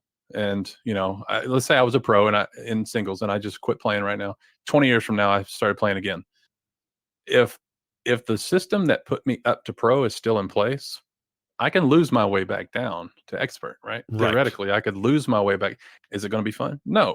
Is it going to cost the tour promoter or whatever, an entry fee because I'm not coming out? Maybe. I mean, maybe it will. But in that scenario, I, as a person, don't think that I'm important enough to throw everything out of whack. You have later this month at Texas State, you're going to have, 60 people playing rookie singles. Right. 60 people who really care that they have a fair chance to win rookie singles. These are people who've played this month, last month, the month before that, all through COVID. If they had a table at home, they were practicing. Yep. These are people who care about winning rookie singles. And I don't think the fact that it's rookie singles means that it matters less. I think that they should have a fair chance at winning. So why then should they show up to compete against somebody who was an expert 10 years ago? It's just not fair. Because if that person hasn't played in 10 years, throw ranks out the window. They already matter to me less than the people who've been playing for the last 2 years. Okay. I take your point. And I know that sounds heartless. No, I take your point. But it just, the people who are playing right now, that's who, like, if you have a restaurant, do you care about the patrons in your restaurant, or do you care about the people who are walking by who may or may not come in? Well, I mean, clearly you want to take care of the people that are there seated at the table. Yeah. Right. Yeah. Paying customers. So that's just kind of how I see it. Yeah. But I'm also not running the tour, so it's easy to sit here in an armchair. Quarterback the thing. No, I know. But these are things that we don't get a chance to really talk about very much. And hey, why not? We've got that opportunity. It's so funny because 2011 was when I first got back in after playing in the 70s on a regular basis, not competitively, but on a regular basis, and then coming back in 2011 and relearning everything from the ground up. I'm baffled half the time. I really don't understand it half the time. Yep. So, and it's probably a much different game today than it was then. Oh yeah. Oh, no doubt. No doubt. I'm just, thinking when it comes to, okay, if there's a way for me to step up the ranks, how does that work? No one can seem to really kind of give me a straight answer right away. Yeah. And why would I have to wait a year after I've played before I actually move up? If I move up, I mean, all this stuff. I could tell you that with the math to back it up. I mean, it's actually pretty simple, and I won't get into the details of it here because it's just super I get you. Math. I get you. Basically, the idea is, as a player, if you want to move up, win. If you want to move down, lose. There you go. That should be the end of the conversation, and for most people, it's just not. Yeah. No, it's and the other thing too, of course, how serious are you, and how much money are you willing to spend to try and get there? Because you think about the investment you've got to make, because clearly, as in the earlier days of your performance, you're not going to be able to win money. Just not going to happen. Right. Maybe a jacket, something like that, or a trophy here and there, which is awesome. But is it it's a pretty big expense for that trophy. Which you could probably buy 50 of on your own and have them engraved and then by the way, donate them back in 10 years when they don't matter anymore, because that'll happen too. I have of every trophy I've ever won, trophy or plaque or jacket or whatever I've ever won, I still have all the jackets because I think they're neat and I work in them. That's how much I care about them. But the trophies that I have, I'm looking at them right now, and I only have, it looks like 5 or 6. Okay. And all those they mean something. They're sentimental. It's not that I was proud that, I'm proud I won, blah, blah, blah. It's just that at that moment in time, by the way, Texas State is one of them, rookie singles. I won that event, 5 years ago or whatever. Right. Because no former pro was playing, I guess. I got lucky. But no, I mean, that meant something to me, so I kept it. And I was proud of it then. I'm still proud of it now, even though I'm better than I was then. So there's a couple things like that I keep, but I've donated 10 times the amount of trophies that I kept. No doubt. It's the most important ones, the ones that are pivotal, that historically speaking within your own career. Yeah, that makes sense. Now, it's I've always wondered, because the Europeans have a different take on this, and I'm sure Reese Roberts can speak to this. But Europeans have always had a different take on it. They look at the glory of winning the game rather than being a touring pro making a living. It's about now, of course, when you look at the passion right now that's going on about the change, this craziness that's happening within European football, the pro football division, there's some this political thing that's going on, and it's got everybody upset. And they're very passionate about their sports. I suppose the same could be said if we did something like that here in America with the NFL. But their foosball is all about glory. It's all about, just getting out there and doing it for your team, or, being the best in your town or the best in your pub, rather than, well, I'm going to get out and make $1,000 this weekend at the local the local regional tournament or something like that. Yeah. So it's different. It's a different perspective. I'm wondering if we're missing something here. Yeah, we are. I've said this on the podcast before, and I don't remember how nicely I said it then, but I'll try to keep my manners in line. Yeah. But we were talking about the ITSF and like, why is that such a big deal? And, compared to something like Moneyball, for example. And again, it's no slight to them. It's just that those are two very different levels of importance to the average foosball player. Right. And and what I said then was, think about this. Go ask, Tony, go ask Billy Pappas, go ask Steve Murray, go ask, Robert Mares, Blake Robertson, Ryan Moore, any of the guys who've been over there and have won at the big World Cup. Ask them, like, what were they happy about? Money doesn't even come into the conversation. Like, it does. I wanted to win. I was playing with my team for my country. I wanted to win. Yes. Ask, or just randomly walk up at a regular tournament and say, hey, so-and-so, what's your favorite foosball memory? Don't even bring up the World Cup. Just an open-aired question. Hey, what's your favorite foosball memory? They'll start talking about the World Cup, and you lose money going to play in the World Cup. Even if you win it all, you lose thousands. It's expensive, and they would do it. They would do it all over again because it's the highlight of their career. Right. And the reason is because it's the team thing, it's the competitive thing, but their focus is in the right spot. They're not worried about winning money back. They want to win they want to win the event. It's about being the best in the world. It's about being the best that there is. It's about beating all the other people who are trying to beat you back. Right. And that's not always the mindset that people have.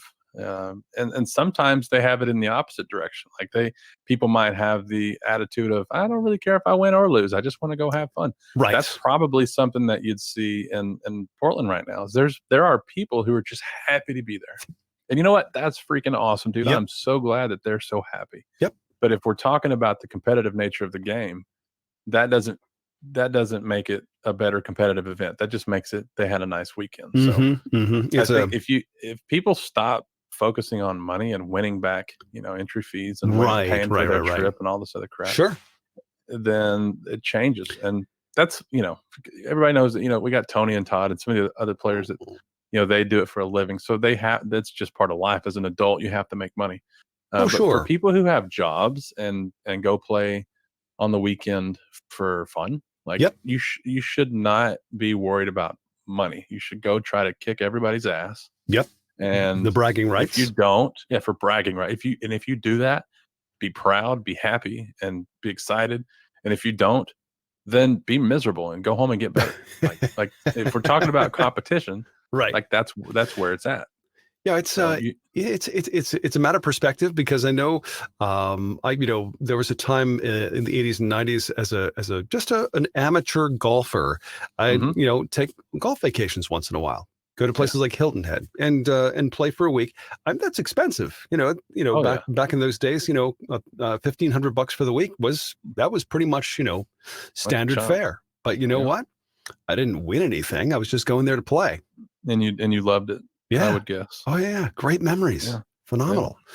So, I would do it again if I still had a set of clubs.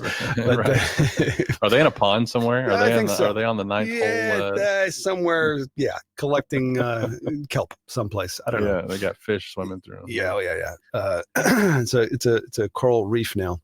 But no, there's all kinds of stuff like that. It was like that with music. I'm a musician. When I was first getting into music, and people would talk about, man, we get a record deal, we could this, that, the other. I'm like, dude, I do not want to play with people who have that mindset. I don't want to write music and tour with the idea of, all these dreams of being a rock star. Like, primarily, I want to make good music. Yep. And if all the other stuff happens, hey, great. Oh, sure. If I knew if I could dunk a basketball, that'd be awesome. And so would the money that comes with it. But if I'm not good at it and I'm not winning and I'm not having fun with it, then I don't really care if I win or lose. And you think about, the stories you heard, from people like, of course, Mike Bowers and Steve Biney, these guys, they were touring around the country in these beat up old vans to play. And of course, in those days, TS days, they could, earn some serious cash by doing that. But you're right. The analogy of a band, that loves to play music and gets together, and maybe they feel like, we're starting to get really good, and they start to do some of the regional clubs, and maybe they get hired to maybe warm up for a national act or something. There's a lot of blood, sweat, and tears and crazy, crazy meals and nutso hours. I know this because I work for a recording studio, which is also a music label. And one of our artists before COVID, they were putting in 12,000 miles a year. 12,000, and that was all by car because one of them didn't want to fly. Didn't trust planes. So, I mean, terrific artists. I got to say, they had a couple of close calls with the Billboard charts, but it's like, oh my God, these people are killing themselves. And yes, they love writing and they love recording music and stuff, and it's awesome. But you know what? The odds are against them. Sorry to say, but you gotta look at foosball the same way. You gotta have to, look at it. Hey, I love to do this. I'm passionate about it. Got to do this. And, it's just, it'd be nice to know how you stack up against the rest in a more accurate way. Dude, I look at the podcast with the same mentality where, like, I just want to do this with you guys and do it well. And I'm not usually on. I'm usually floating in the background, which is where I enjoy, frankly.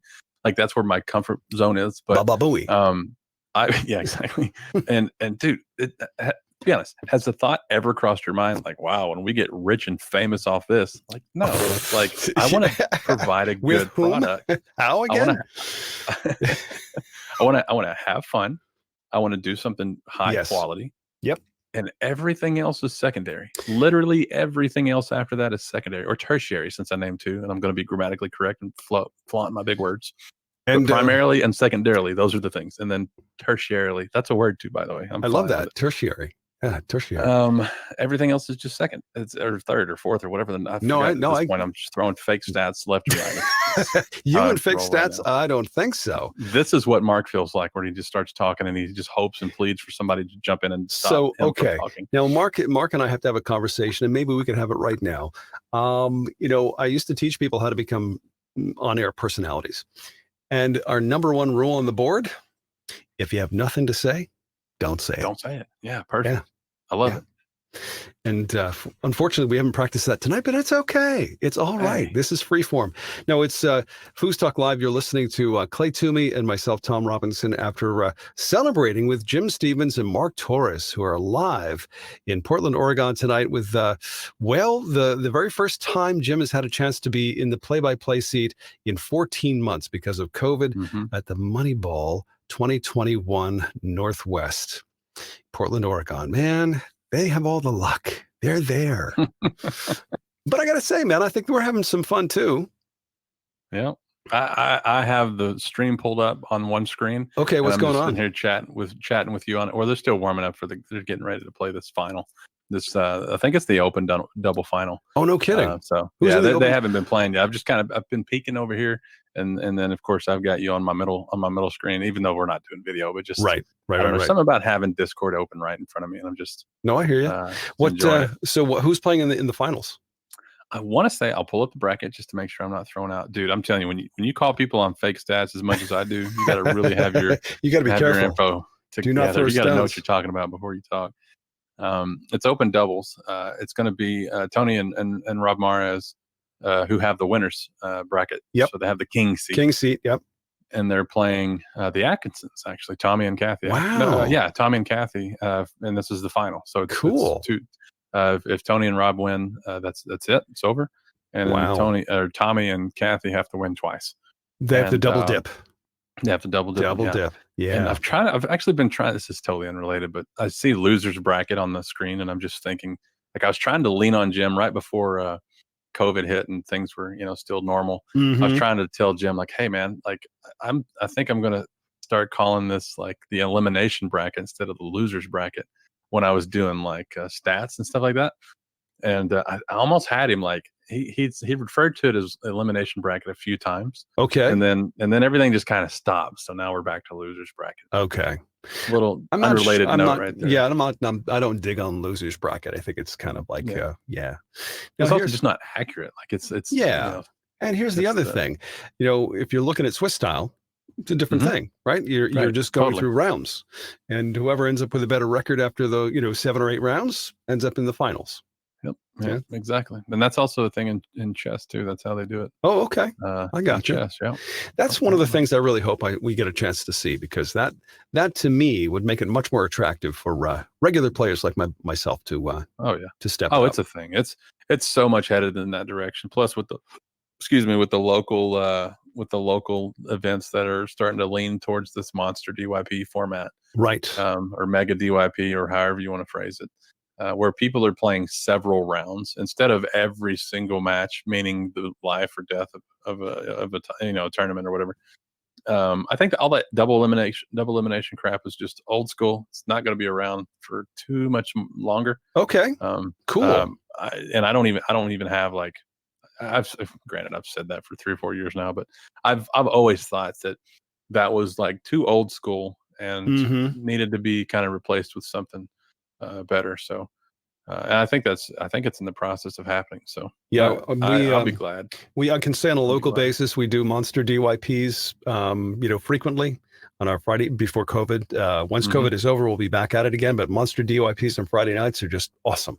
Just awesome. Yeah, they're the best. They're the best. And they're the best for everybody. They're the best for the good players. They're the best for the recreational players. And I don't know if you've noticed the thing, but I don't refer to people as good or bad. It's just like the top players, and then you have your recreational players. Well, I mean, you have there's a distinction, a serious distinction between the two, and I don't think it's fair to call people bad just because they didn't devote their life to learning how to play, every single shot on a foosball table. Right, exactly right. Now this is the thing we've wrestled with, since I got back in 2011. Getting a chance to play with some phenomenal players like Kevin Walker and Greg Mendel. And there's a bunch of others who are, in the expert ranks, and they were all pretty cool, but there were a couple of individuals who kind of felt like, if they get stuck with you, they would not want to play. They were just like, give up. Yeah, this guy I would bully those people so hard. Like I'm the bully of bullies. Bully of bullies. I hate that mentality. Like if a new person walks into the bar, I've done this. I've literally done this where I'm like, hey, if they want to play, I'll put me with them. Like, okay. In the standard traditional like double elimination bracket. I dig it. I'd be like, I'll play with that person because, they first of all, they're just here to have fun. Yes. I care about foosball, and I want people to be happy with their first impression of foosball. And also on top of that, I'm like, I can have fun with it. Like I'm the way that I play and what I do. And when I play, it's like, we might even actually win, like sure. That's a thing. I don't get why, like you should never take a local tournament. Well, screw that. You should never take a DYP at any level. I don't care if it's the world championships, whatever. If it's a DYP, you should not play that event unless you're prepared to play with the worst person there. Right. With the lowest skilled player there. So it's not just a Tony Spreadman lottery where you hope to get him and then you're going to cry like a little baby if you don't. Hey, I got a chance to play with his girlfriend. I mean, they showed up in Clifton Park, New York, several years ago around Thanksgiving, and they just walked in for the DYP for the weekend, and we were beside ourselves like, that's Tony Spreadman. Oh my God. And actually, his girlfriend was with him, and I got paired up with her, and she was pretty good. Yeah. It's imagine that, the best player in the world dating somebody who's actually also kind of decent. Yeah. No, I mean, it's like, she had to speak the language, right? To ride with a guy. I mean, my goodness. That's awesome.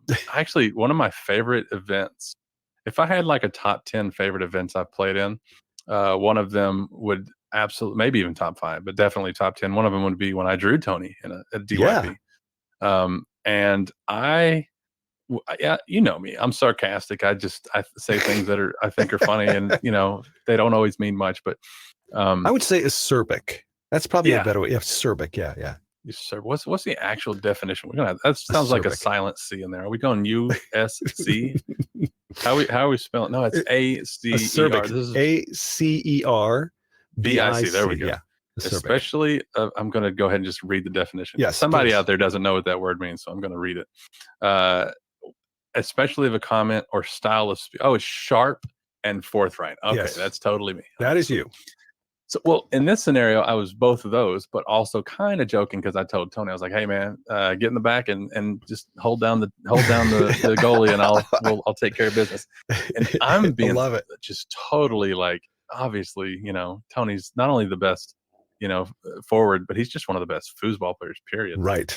In the world. And so I thought that'd be funny. Like, just at the time, I was like an expert. I was like, "Hey, man, get in the back," And dude, when I said that, I'm not exaggerating at all. His eyebrows shot up like in that, like, it's like when you tell a kid, "Hey, I got you a surprise," and their eyes go like, "You did?"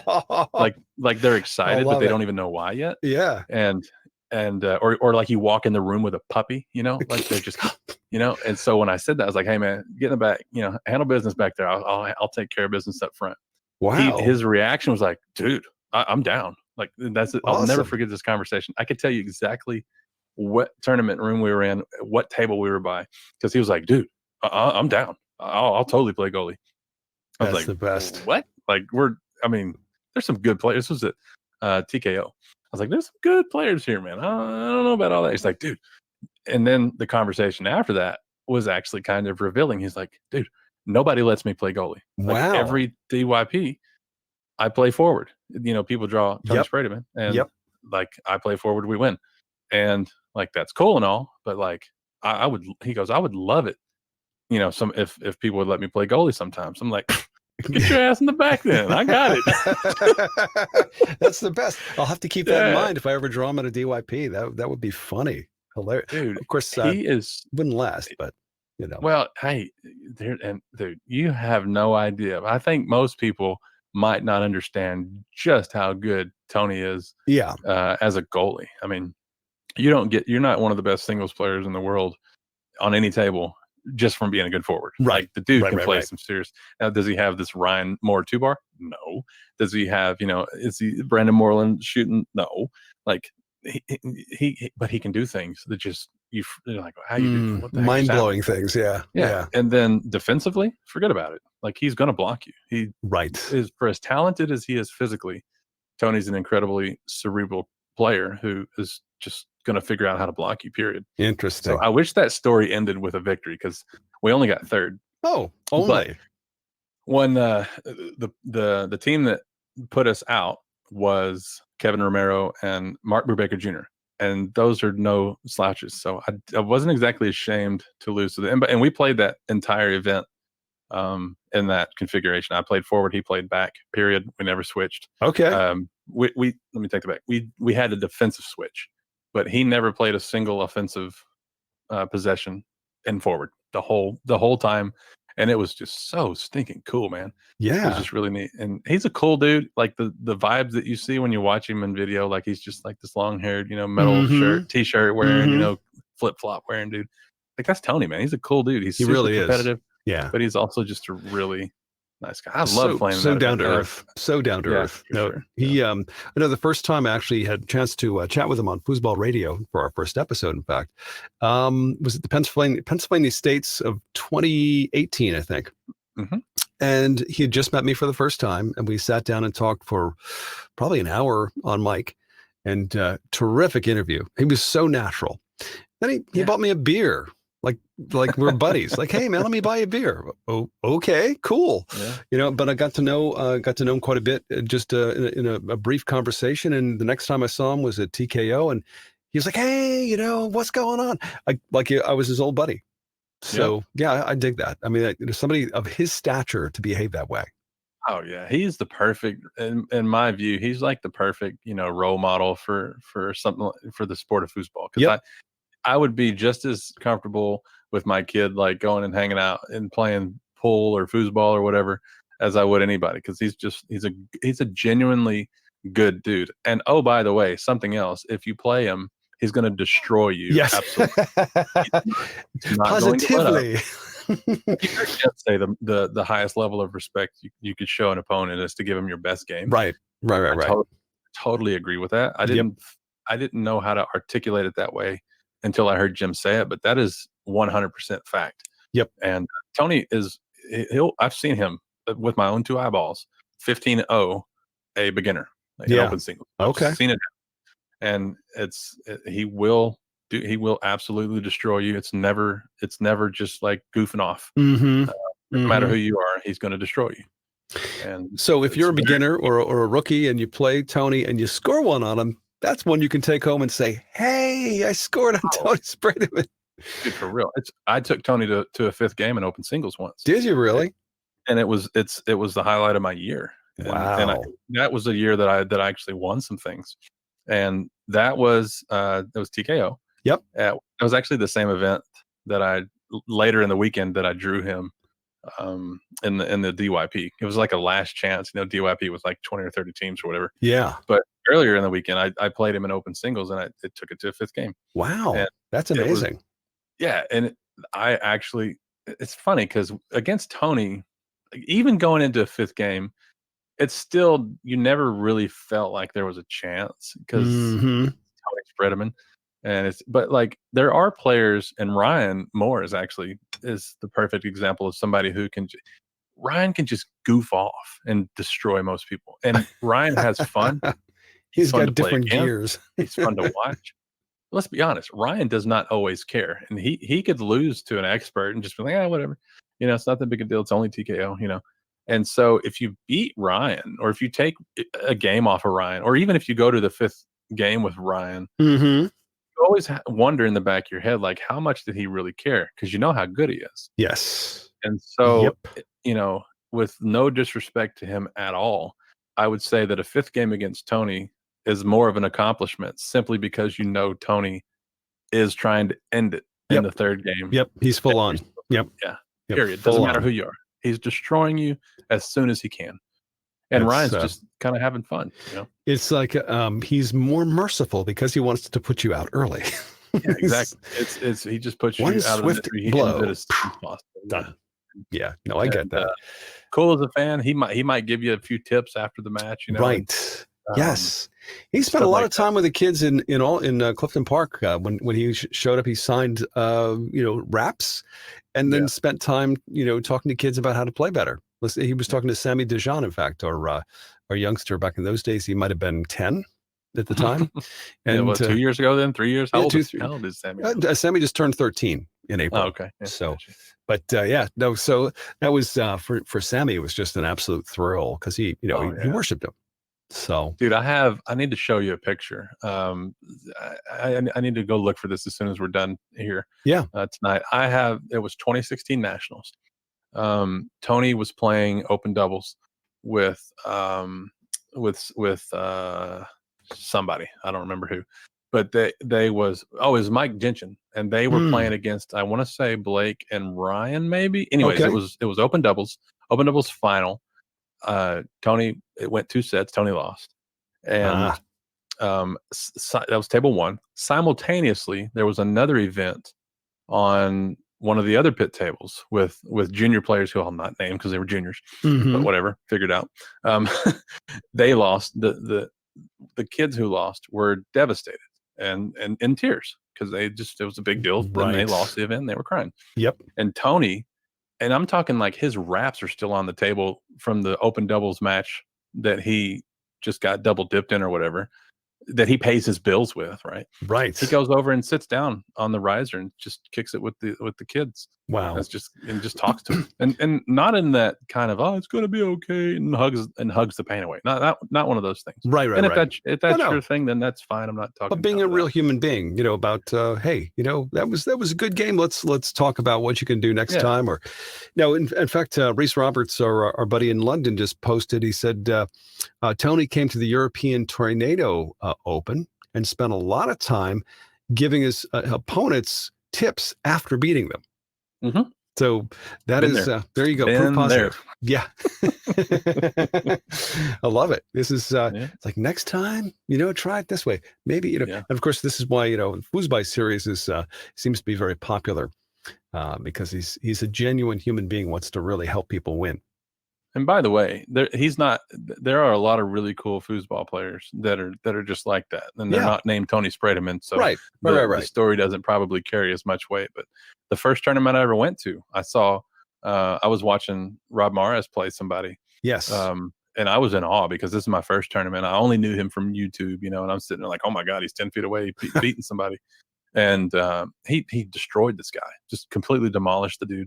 Open singles on table 47 or something. Mm-hmm. And as soon as the match was over, the guy that he had beat, I later found out was a rookie, and was just like, man, you're so good, this, that, and the other. And Robbie actually offers like, hey, well, if you got a few minutes, are you open to some advice? Really? And he actually led with that. Yeah. Instead of the guy asking the question and Rob being like, yeah, what's up? I mean, he actually led with, dude. And I think that's part of you're an ambassador for the sport when you do stuff like that. It's just so freaking cool. So Tony's awesome for that. Robbie's cool for that. But there's also like a bunch. There's some a-holes. Let's be honest. There's some dudes that I wouldn't leave. I'd rather call the cops on them than anything else. Yeah, no, I've encountered a few. For the most part, dude, foosball players are usually pretty stinking cool, man. Yeah, they're just neat people, especially those who've made it that far. That core four, and I've met Ryan and Todd and Tony, those guys, and every single one of them to a T. We're just terrific, just really kind and just cool. Just into the sport, man. Just that's pretty much it, and that's the way it should be for sure. When the ball drops, they're a nightmare when the ball's in play. And it's just like, what did I do to deserve this in life? Is there no God? Where's my protection right now? I'm just getting killed on this table. And then as soon as it's over, hey man, you hungry? Right. Let me buy a beer. Let's hang out. I mean, that's no. How about buy me a bandage for my broken heart right now? How about getting me a free therapy session with a psychiatrist after that one, man? Dude. That would That's be cool. Even better. That's hilarious, man. Well, it is a game that we all are passionate about in one shape, one way or another. The reason we show up every week, and even if we get our butts kicked, we keep doing it. There's a reason. It's called an addictive personality. Yep, absolutely. But I gotta say, Clay, we got to do this more often. I'm down. Yeah, man. I mean, we got totally down. Jim and Mark are off, gallivanting across the country and doing their thing, being stars and calling play-by-play at the Moneyball tournament. And I got to say, this has been an absolute pleasure hanging out with you, man. This is we got to do this. I've enjoyed it thoroughly. By the way, that open final is over. That's how fast it takes for Tony to just steamroll top players. Yeah. No kidding. They won 3 straight. Gotcha. But dude, this has been a blast. I just enjoyed it, man. I usually just have a front row seat to listening, and I like to bother you guys in the little chat that nobody ever sees. Hey, it's never a bother because your wit is much more acerbic than there we go. I learned a word again today. Than Mark Torres sometimes. So, of course, here's the thing. We're going to be together at Texas States. Yep. 3 weeks. Memorial Day weekend. And, of course, Mark is, I don't know. Do you think he's going to be okay if we can just keep the vodka away? Well, he will be fine until like near the end of the weekend. And then it'll be, well, here's the problem, actually. Mark's going to have to look out for Steve because Steve Murray is, he will put the alcohol in your hands. I see. And I see. He is not forceful, but he is very generous. Steve is one of the very few people who will just actually, hey Clay, what are we drinking? And everybody knows I don't drink, right? But not for any belief or any health, nothing like that. I just never do. and Steve will walk up, hey man, what are we drinking? And I'll let Steve buy me a drink. So that's Steve is that guy. Mark is probably going to have to watch out for that. For the definitely whole definitely down. Any chance of beating us? So. And it's funny because they say, they talk about Southern hospitality. That sounds like the ultimate right there. Yeah, absolutely. Looking forward to it. Texas State. Ooh, Texas State's Memorial Day weekend. Be there or be square. I mean, it's going to be a great time. 30th anniversary of Texas State championships, and of course, everybody you can think of is going to be there, and along with the team from InsideFoos and FoosTalk Live. So, Clay, any parting shots? I wish you could see the video right now. It looks like Brad Lorena's sitting in Mark Torres' lap. And since Mark is not here to say anything inappropriate, I'll just go ahead and leave that image with you as we go away. Thanks for having me, man. I really appreciate it. It was a blast. Oh, absolutely. My pleasure. And Reese Roberts from London says, thanks for keeping me awake until 4 a.m. Only too happy to do that for Reese, for our fan out of London. And thank you for tuning in to FoosTalk Live. We'll be back together again next week. This being the 54th episode, that means next week will be the 55th. Stay safe and be healthy. FoosTalk Live. FoosTalk Live is a product of InsideFoos. All rights reserved. Brought to you in part by InsideFoos.com. 518 Prince, Foosballers the movie, Foosball Clubs USA, and the USTSO. Tune in again next week for another episode of FoosTalk Live. In the meantime, we'll see you foosing.